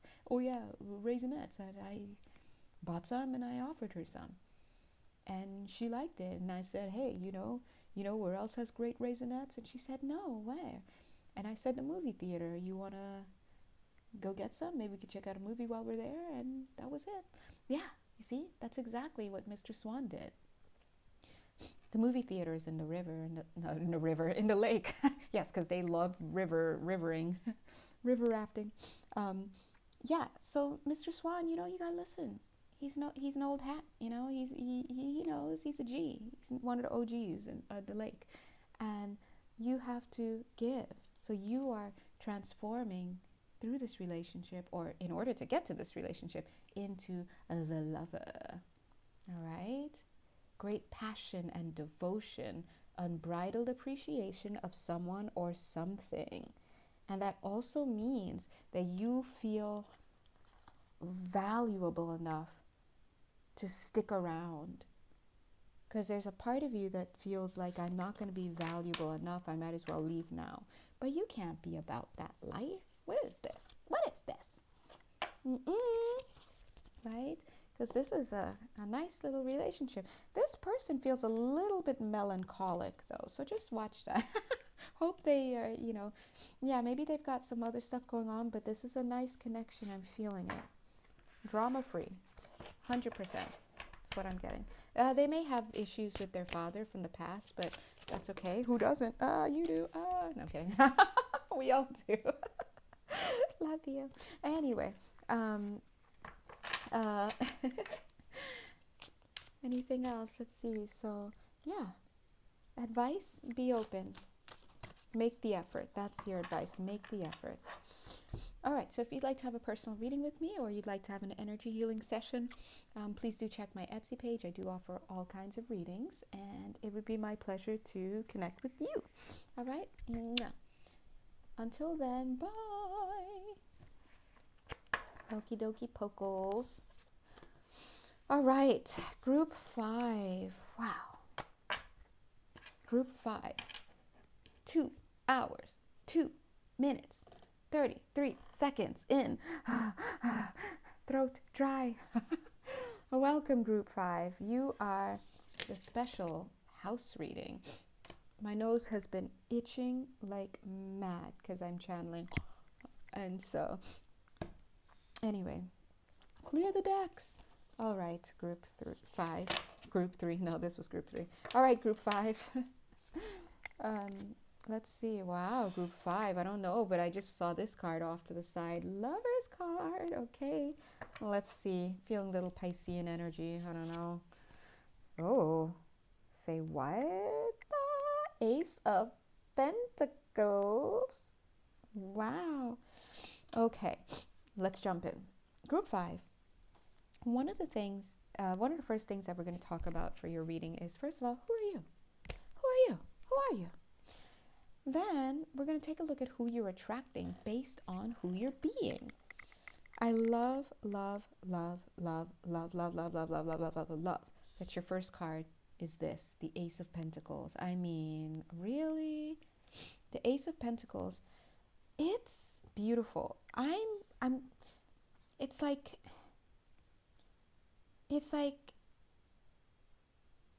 it has so much meaning. First of all, the first energy that came to me is that you seem like you're very open to just receiving what spirit is willing to place before you, and that's bing, perfect. The second thing I'm getting is that this may actually be linked to the upcoming solar eclipse, right? Look, literally, the solar eclipse is coming. The moon is going to be eclipsing the sun. Just kind of like how this huge coin is in front of the sun. We can't see the sun, but we can see the corona effect, right? At the same time, this looks so clean. Look, there's just nothing there. It's just clean. And you just walk out into this field and you look up. So let's go ahead. Walk out into this field and you look up. I feel that you might, it's funny how I'm trying to talk about you, but we're already jumping straight into the person. I feel you're going to walk right into this person's energy field. So look off to the side over here. Look at all the, okay, first of all, look at all the cards that are up on my decks. Lover. Ace of Pentacles again. Lover's card. Ace of Cups right underneath, right? Over here we have the Five of Wands, but that's a little conflict energy. Excuse me. Forgive me, guys. My nose is itching. Whenever I channel, it itches, and now it's making me sneeze. So, okay. So I'm going to be sniffling a little bit. My bad, guys, but that's okay. You're going to walk right into this person's field. I'm getting Trader Joe's. Okay. I often hear about people meeting someone in Trader Joe's, the hummus aisle, but you know, that's for someone. And if you end up meeting someone in Trader Joe's, do tell. Okay. Look at these.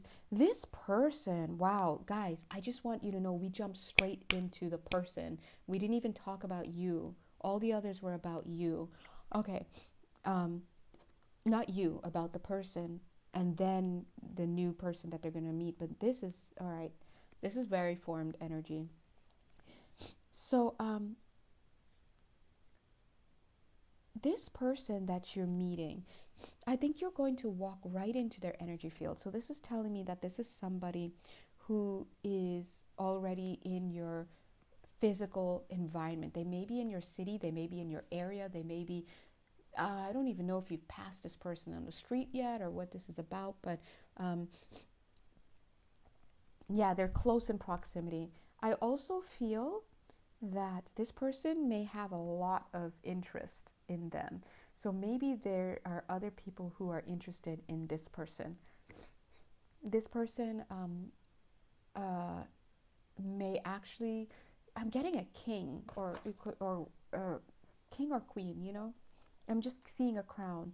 So it could be somebody who has already, like if I were to pull a tarot card for them, they could be come up with some type of royal card or something. They need not, but let's use another deck here. Okay, my gosh, my nose. Oof, so sniffly. It's like a crown already. Who is this person? Okay. Oh. Okay. Hold on. 1 second, guys. Let me just read these energies.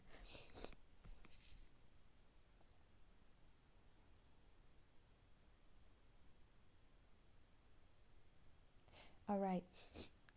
So Spirit is saying that this person is going to be manifested into your life. So a lot of you, if you've been pulled to pile 5, you're probably someone who has been following your spiritual guidance. You've been probably being directed to take certain actions, to refrain from certain actions. You've probably been also asked to mind your business, mind your words. Maybe like to watch what you're saying, make sure that you are being positive in your speech. You may also be a daydreamer, or you may have been daydreaming. Some of you may have been daydreaming about actually getting away. You may not even have been daydreaming about a person in particular. Maybe you're trying to have a vacation of some sort. You want to get away in some way. Okay. But I see that right now, it's a she who radiates. Right now, it's going to be all systems go once the solar eclipse occurs. So I really, really wouldn't be surprised if you met this person very soon. And this is very interesting. I just got the word babysitter. So this is a babysitter. Babysitter is related to something here in some way. I don't know what that is. It's not for everybody, obviously. But I see like this new beginning happening as soon as like this Ace of Pentacles, this solar eclipse happens. So let's look behind the solar eclipse energy here. Let's pull a few cards for the solar eclipse energy. Let's see if that's there. Wow, I wonder who this person is. Now, what I really like about your energy is this doesn't mean that you're not going through a tough time. I mean, people are going through a tough time in general. It's just what happens, especially if you're having financial issues or stuff like that. Oh my God, look, there's the King of Cups. But, sorry guys, I'm sniffling so much and I just don't have any tissues nearby. But I want you to know that I'm seeing that you may have had tears in your past, but look how they're drying up. And you've been really focusing on spirit. It's like the card wants to move in and of itself. You've been focusing on spirit. I feel like you've been getting the right kind of advice in your mind, in your heart, in your spirit. You've been following some good guidance. Whatever is going on, there's some very good guidance. And that guidance, see how it's purple right there, is what's leading you to having this reunion with this person. Now, reunion doesn't have to mean a reunion with someone from this lifetime. It could be someone from another lifetime. And that's interesting because I do see the karma card right underneath. But this is funny because look at this wheel of fortune. It's like the karma card, then we have the wheel, and then we have the lovers. So there's some energy here of you overcoming something.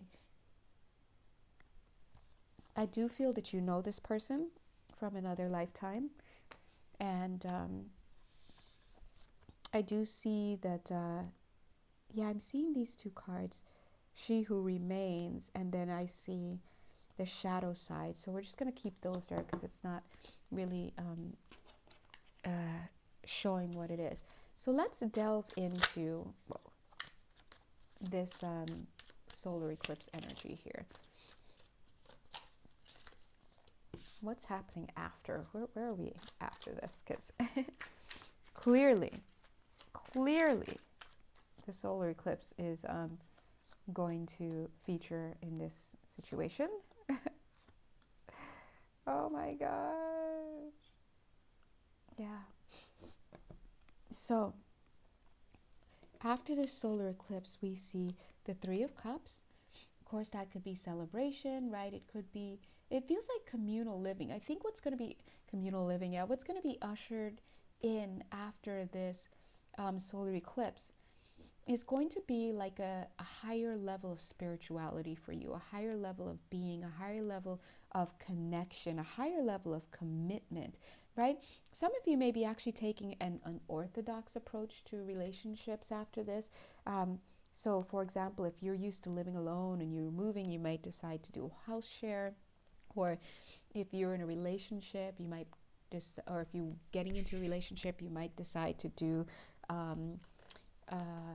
an open relationship. And I know that's very unorthodox, right? Hold on, guys, let me just go grab a tissue really quickly. Excusez-moi.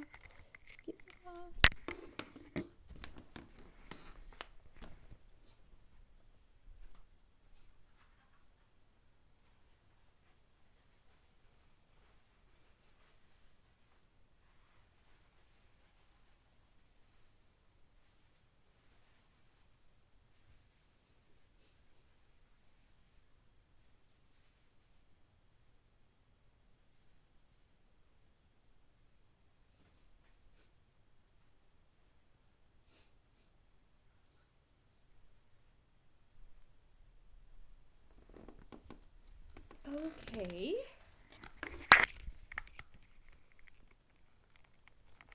Thank you so much for your patience.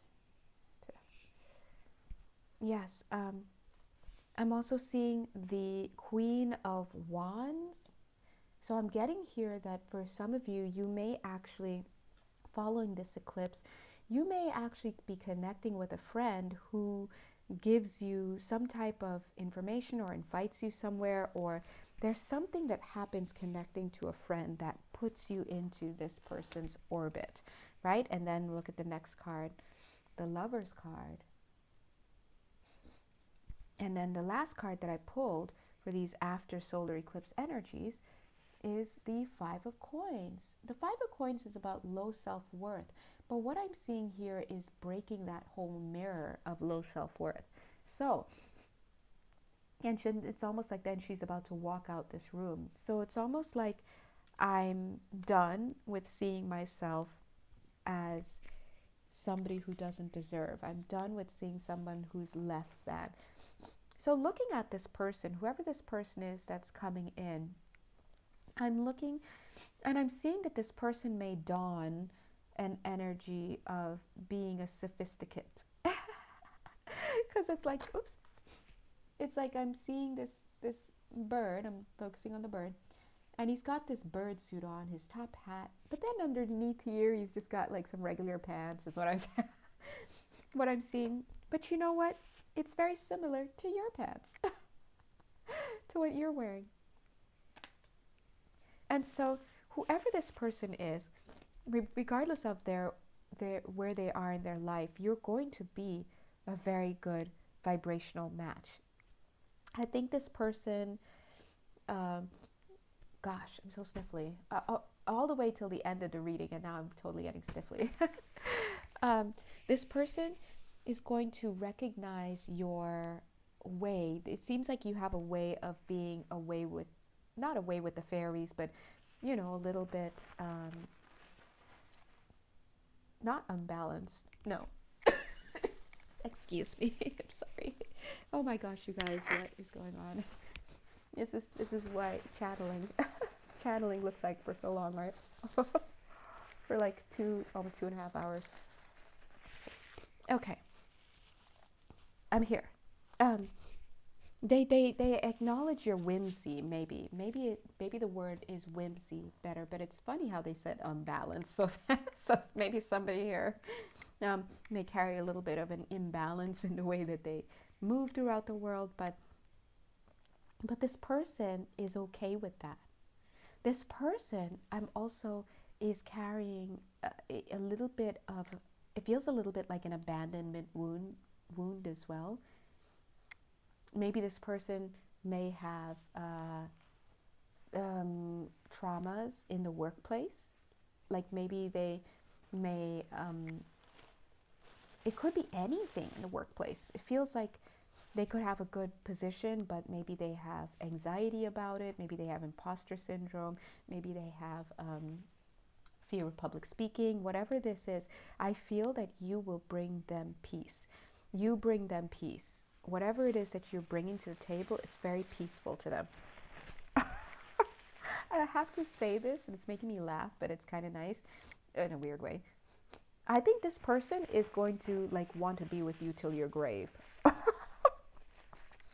See what I mean? Like it's kind of weird, but it's kind of nice because look at how the bird is holding on to your hand, and it's like your hand looks like it's already losing blood, and it just the way it looks like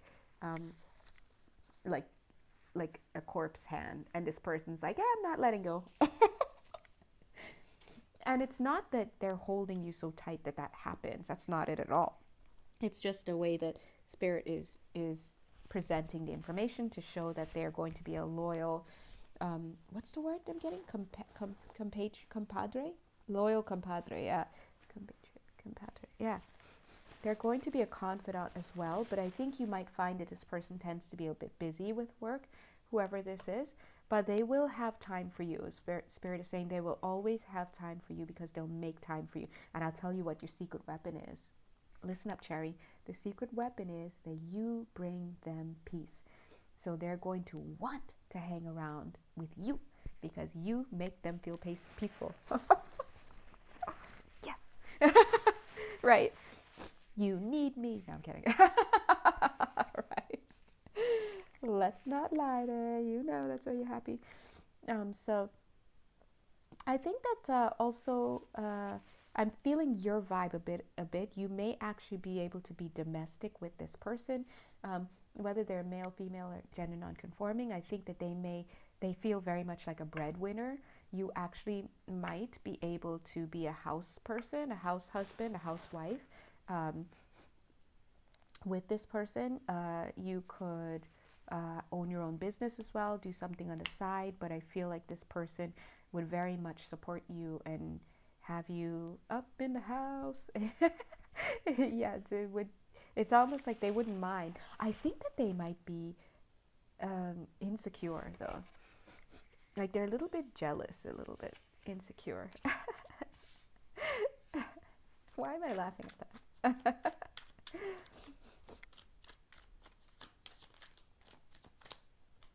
Yeah,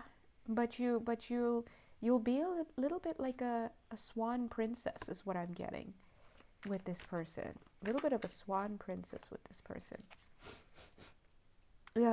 In the sense that you'll kind of not get what you want, but I could see that you can get what you want if you want it. But I hope you wouldn't take advantage of that, you know? I really do. I do want to show that the Justice card is here, showing that this partner is very well deserved. This is a good partner. And it would be you would be very well deserving of a partner like this. So of course don't take advantage of that. Because I feel like if you're like, but I want a new house or I want to whatever, and even if they're like, I don't know, they might end up getting it for you anyway. So the thing that you would want to know with this person is you want to make sure that you don't get spoiled. Don't allow yourself to be spoiled, because I think that if you wanted to, you could. You could be spoiled by this person. And just because you may, I'm not saying you will, but just because in this group though, I've seen the potential here for this kind of connection.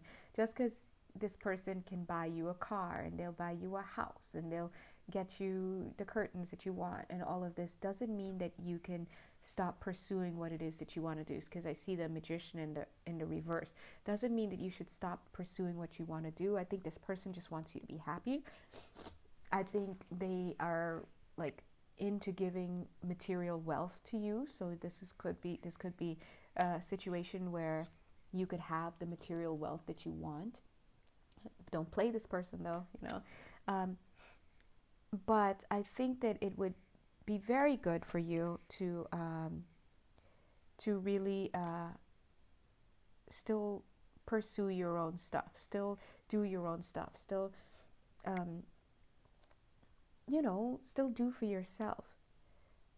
I think that this person will not, of course, not want to be taken advantage of, and you don't want to get into that territory. So again, like really, if that's you, sorry, let me just reach for more tissue here.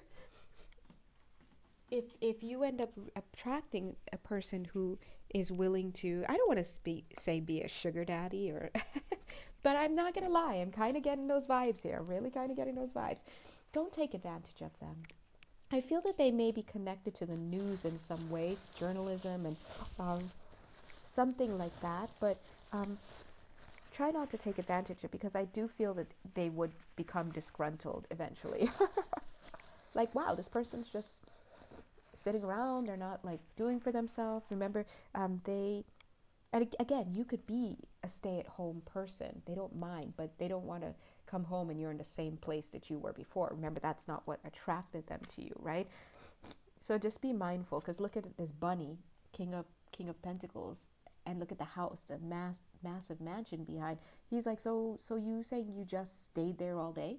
You just stayed in the same spot all day, right? So that's not gonna fly. Okay. Okay, so let's look at some challenges here in this connection.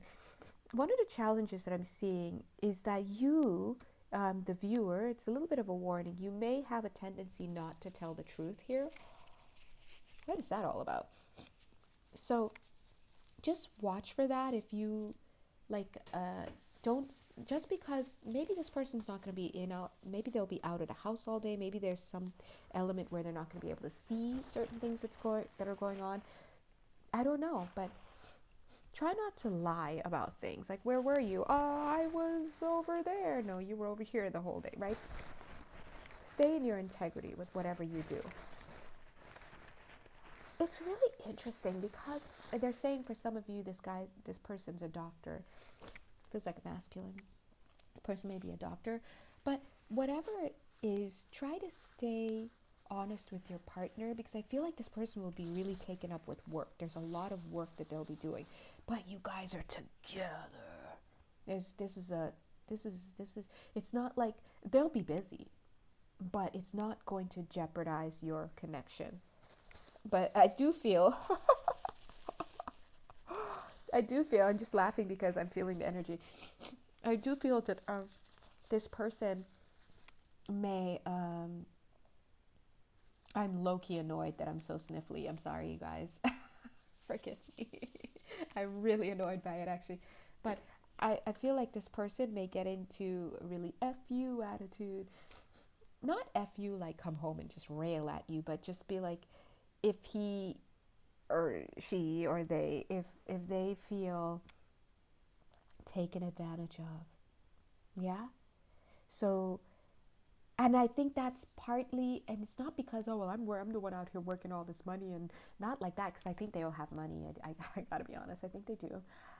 They're like, the guys are like, at least do some vacuuming. Like, dude, at least do something in the house, right? That's they're so funny. That would help, right? But I think it's not because of, they're like, oh, I'm making the money, and this, they don't care. They are gonna have a lot of it.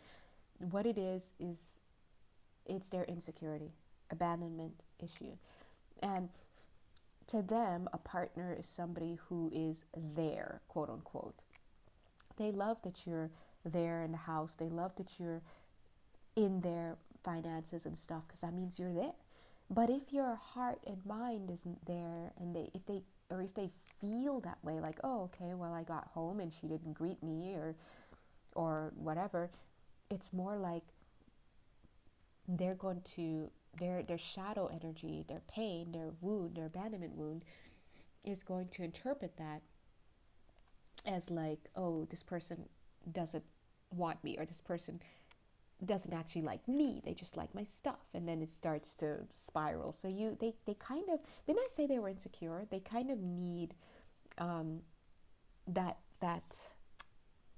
energy, like, to show, hey, I'm not going anywhere, I love you, where have you been, hey, come on, and so just be mindful of that. Be authentic with them, be mindful, be vocal with them. If there's something you don't like, tell them about it. They're going to listen, because I think this is a partner who wants to be here. They want to show up with you, but their thing is, which is annoying, I'm feeling it, is that you probably have to keep not convincing them, but telling them and showing them that you're in this, you really love them, because it's a wounding that they have where they just probably won't believe it. They won't believe that you love them. And that can get very annoying, right? Because they'll keep seeing things that, like, oh, well, you're not interested, and oh, you're just using me, and it just spirals and spirals. And that time, it's not that at all. You're just living your life. You're just living your golden life. Yeah, so this is going to be someone who's a little insecure.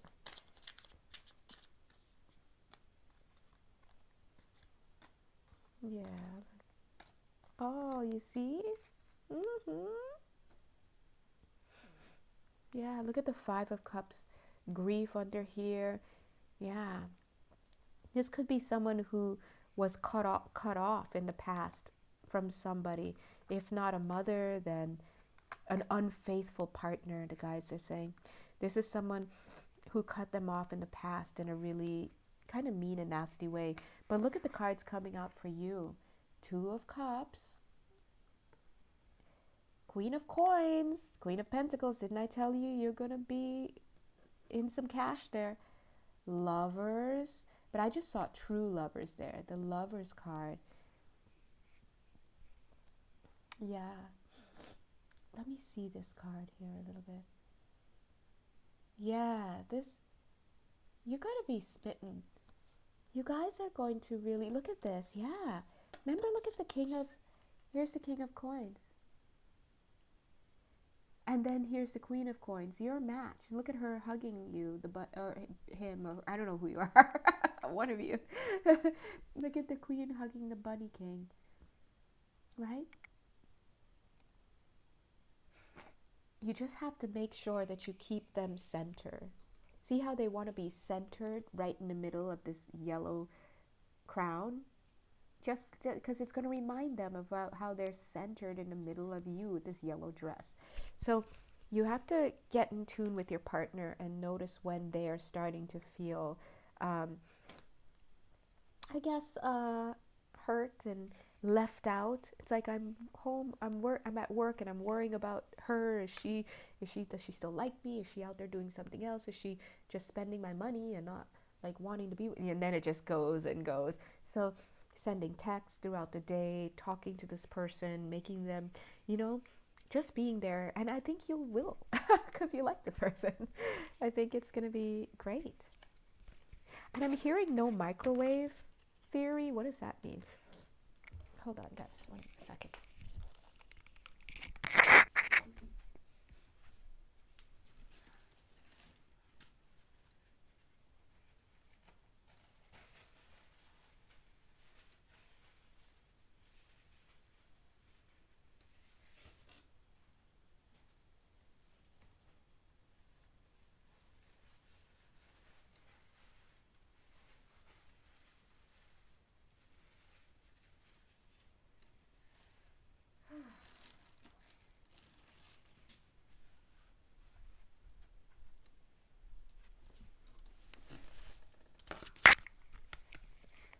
Excusez-moi. No microwave theory. I'm not quite sure what they mean by that, but that could be something for somebody here. Let's look into this person a little bit more. So this person comes across as a risk taker. Here's the magician. This person comes across as almost said a mixed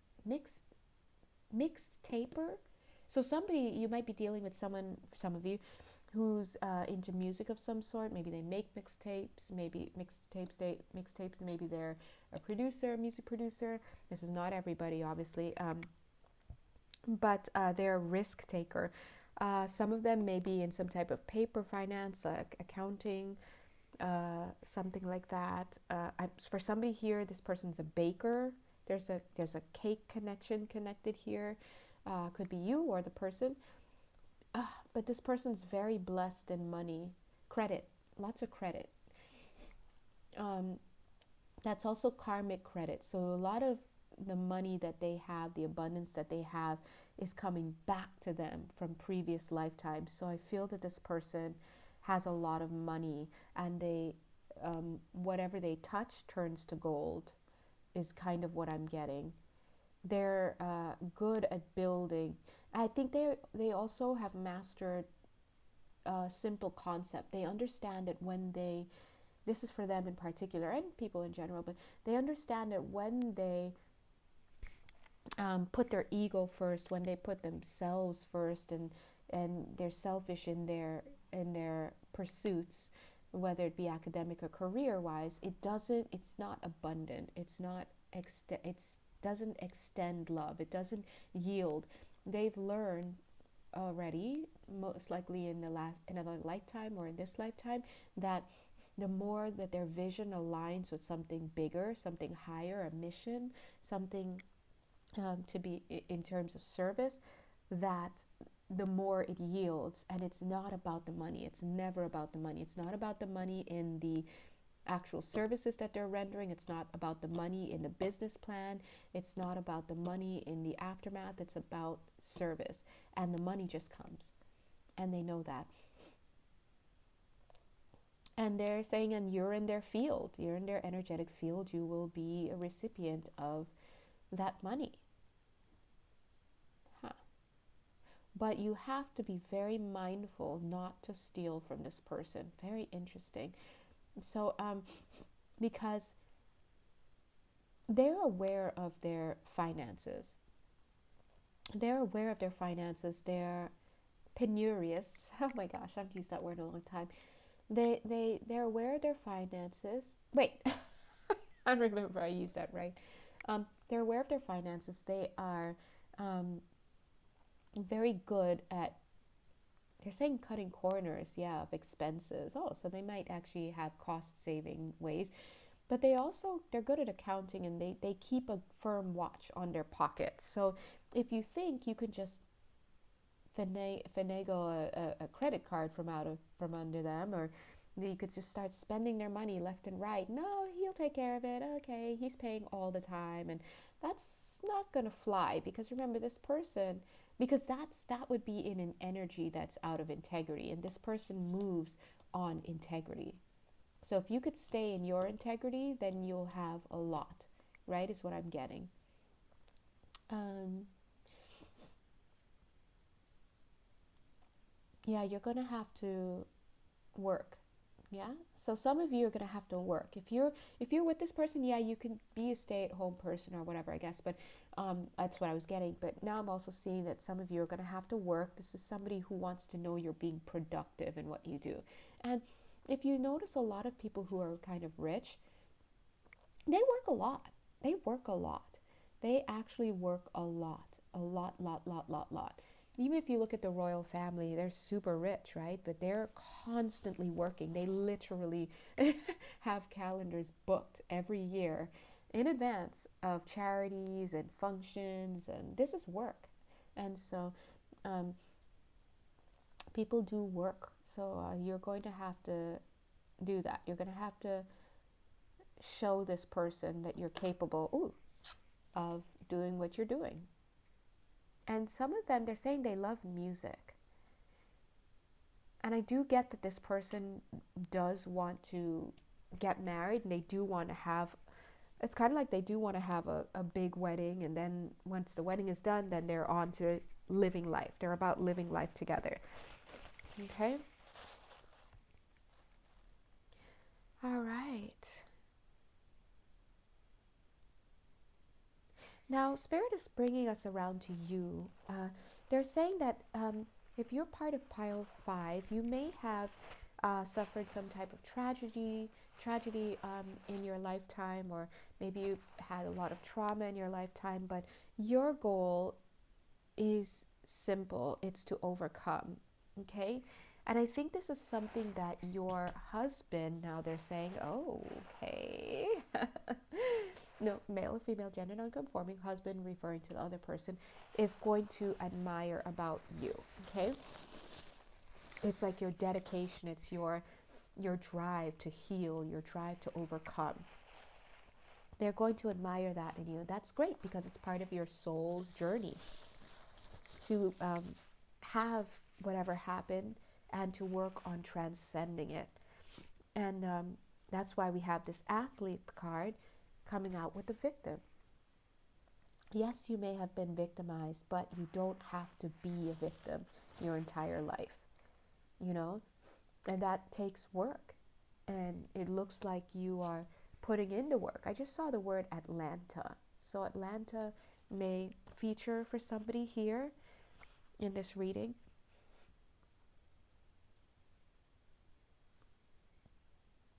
Yeah. And I'm hearing from this victim card, it's not fair that I didn't get to go, or something like this, okay? So just watch any victim energies, shadow energies, all right? Make sure you're not sitting in your pain, you're not trading your pain off for emotional connection. So that's what a lot of people do. If they haven't overcome victim consciousness, they get into a pathology where they use their victimhood story to get an emotional connection with another person. It's like an attempt to trauma bond with somebody. This person is not going to be about that life. Just letting you know.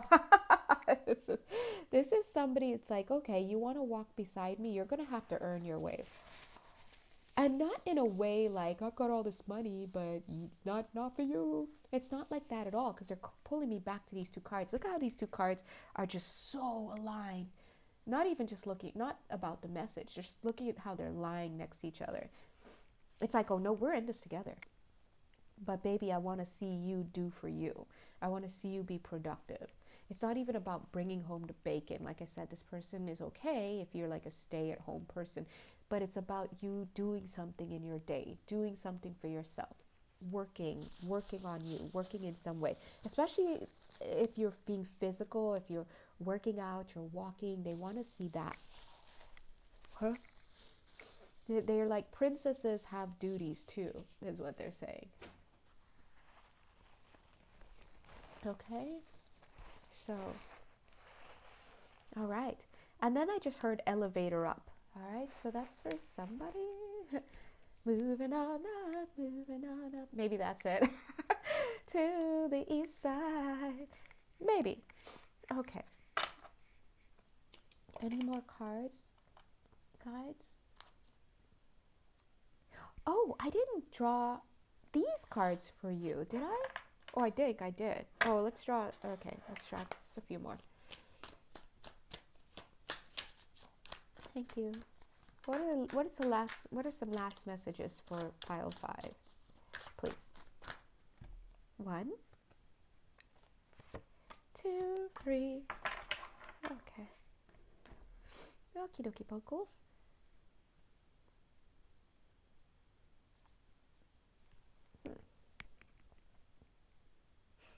Oh, interesting. They're not even making themselves known. Give me 1 second, guys.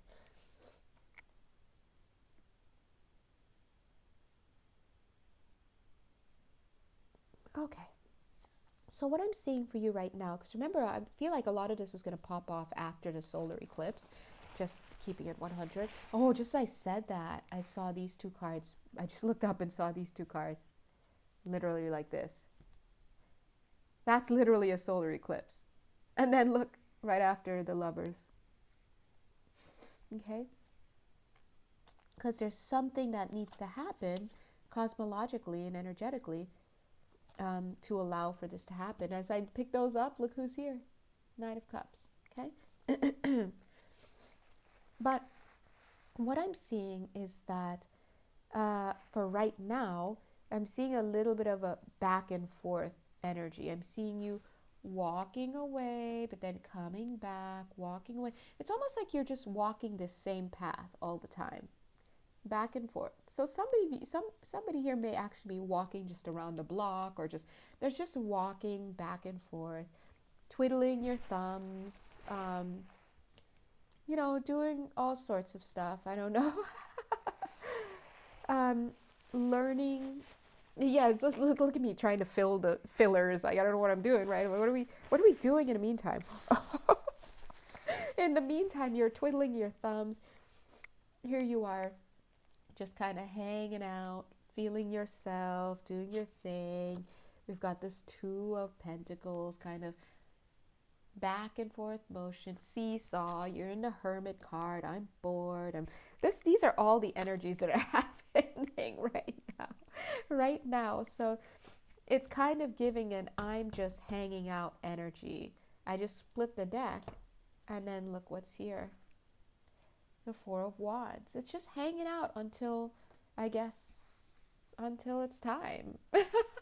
Until it's time to get together is kind of what I'm getting. So great job, pile 5. You've been doing a lot of good work. Make sure that you get out of your victimhood. Make sure that you do for yourself, take care of yourself, be about yourself. Have fun if and when this person comes. Learn how to handle money and affluence. Be a good steward of your finances. Remember that just because your partner has money doesn't mean you have money. Right? So these are basic things to keep in mind. And have fun, because I really think this person is great. They seem pretty cool, Anyway, I'm gonna go ahead and stop here. If you'd like to have a personal reading with me, or if you'd like to have an energy healing session with me, please go ahead and check my Etsy page. And thanks again for hanging in there with my snifflies, my snufflies. Um, and yeah, enjoy. Good luck. Yeah. Bye.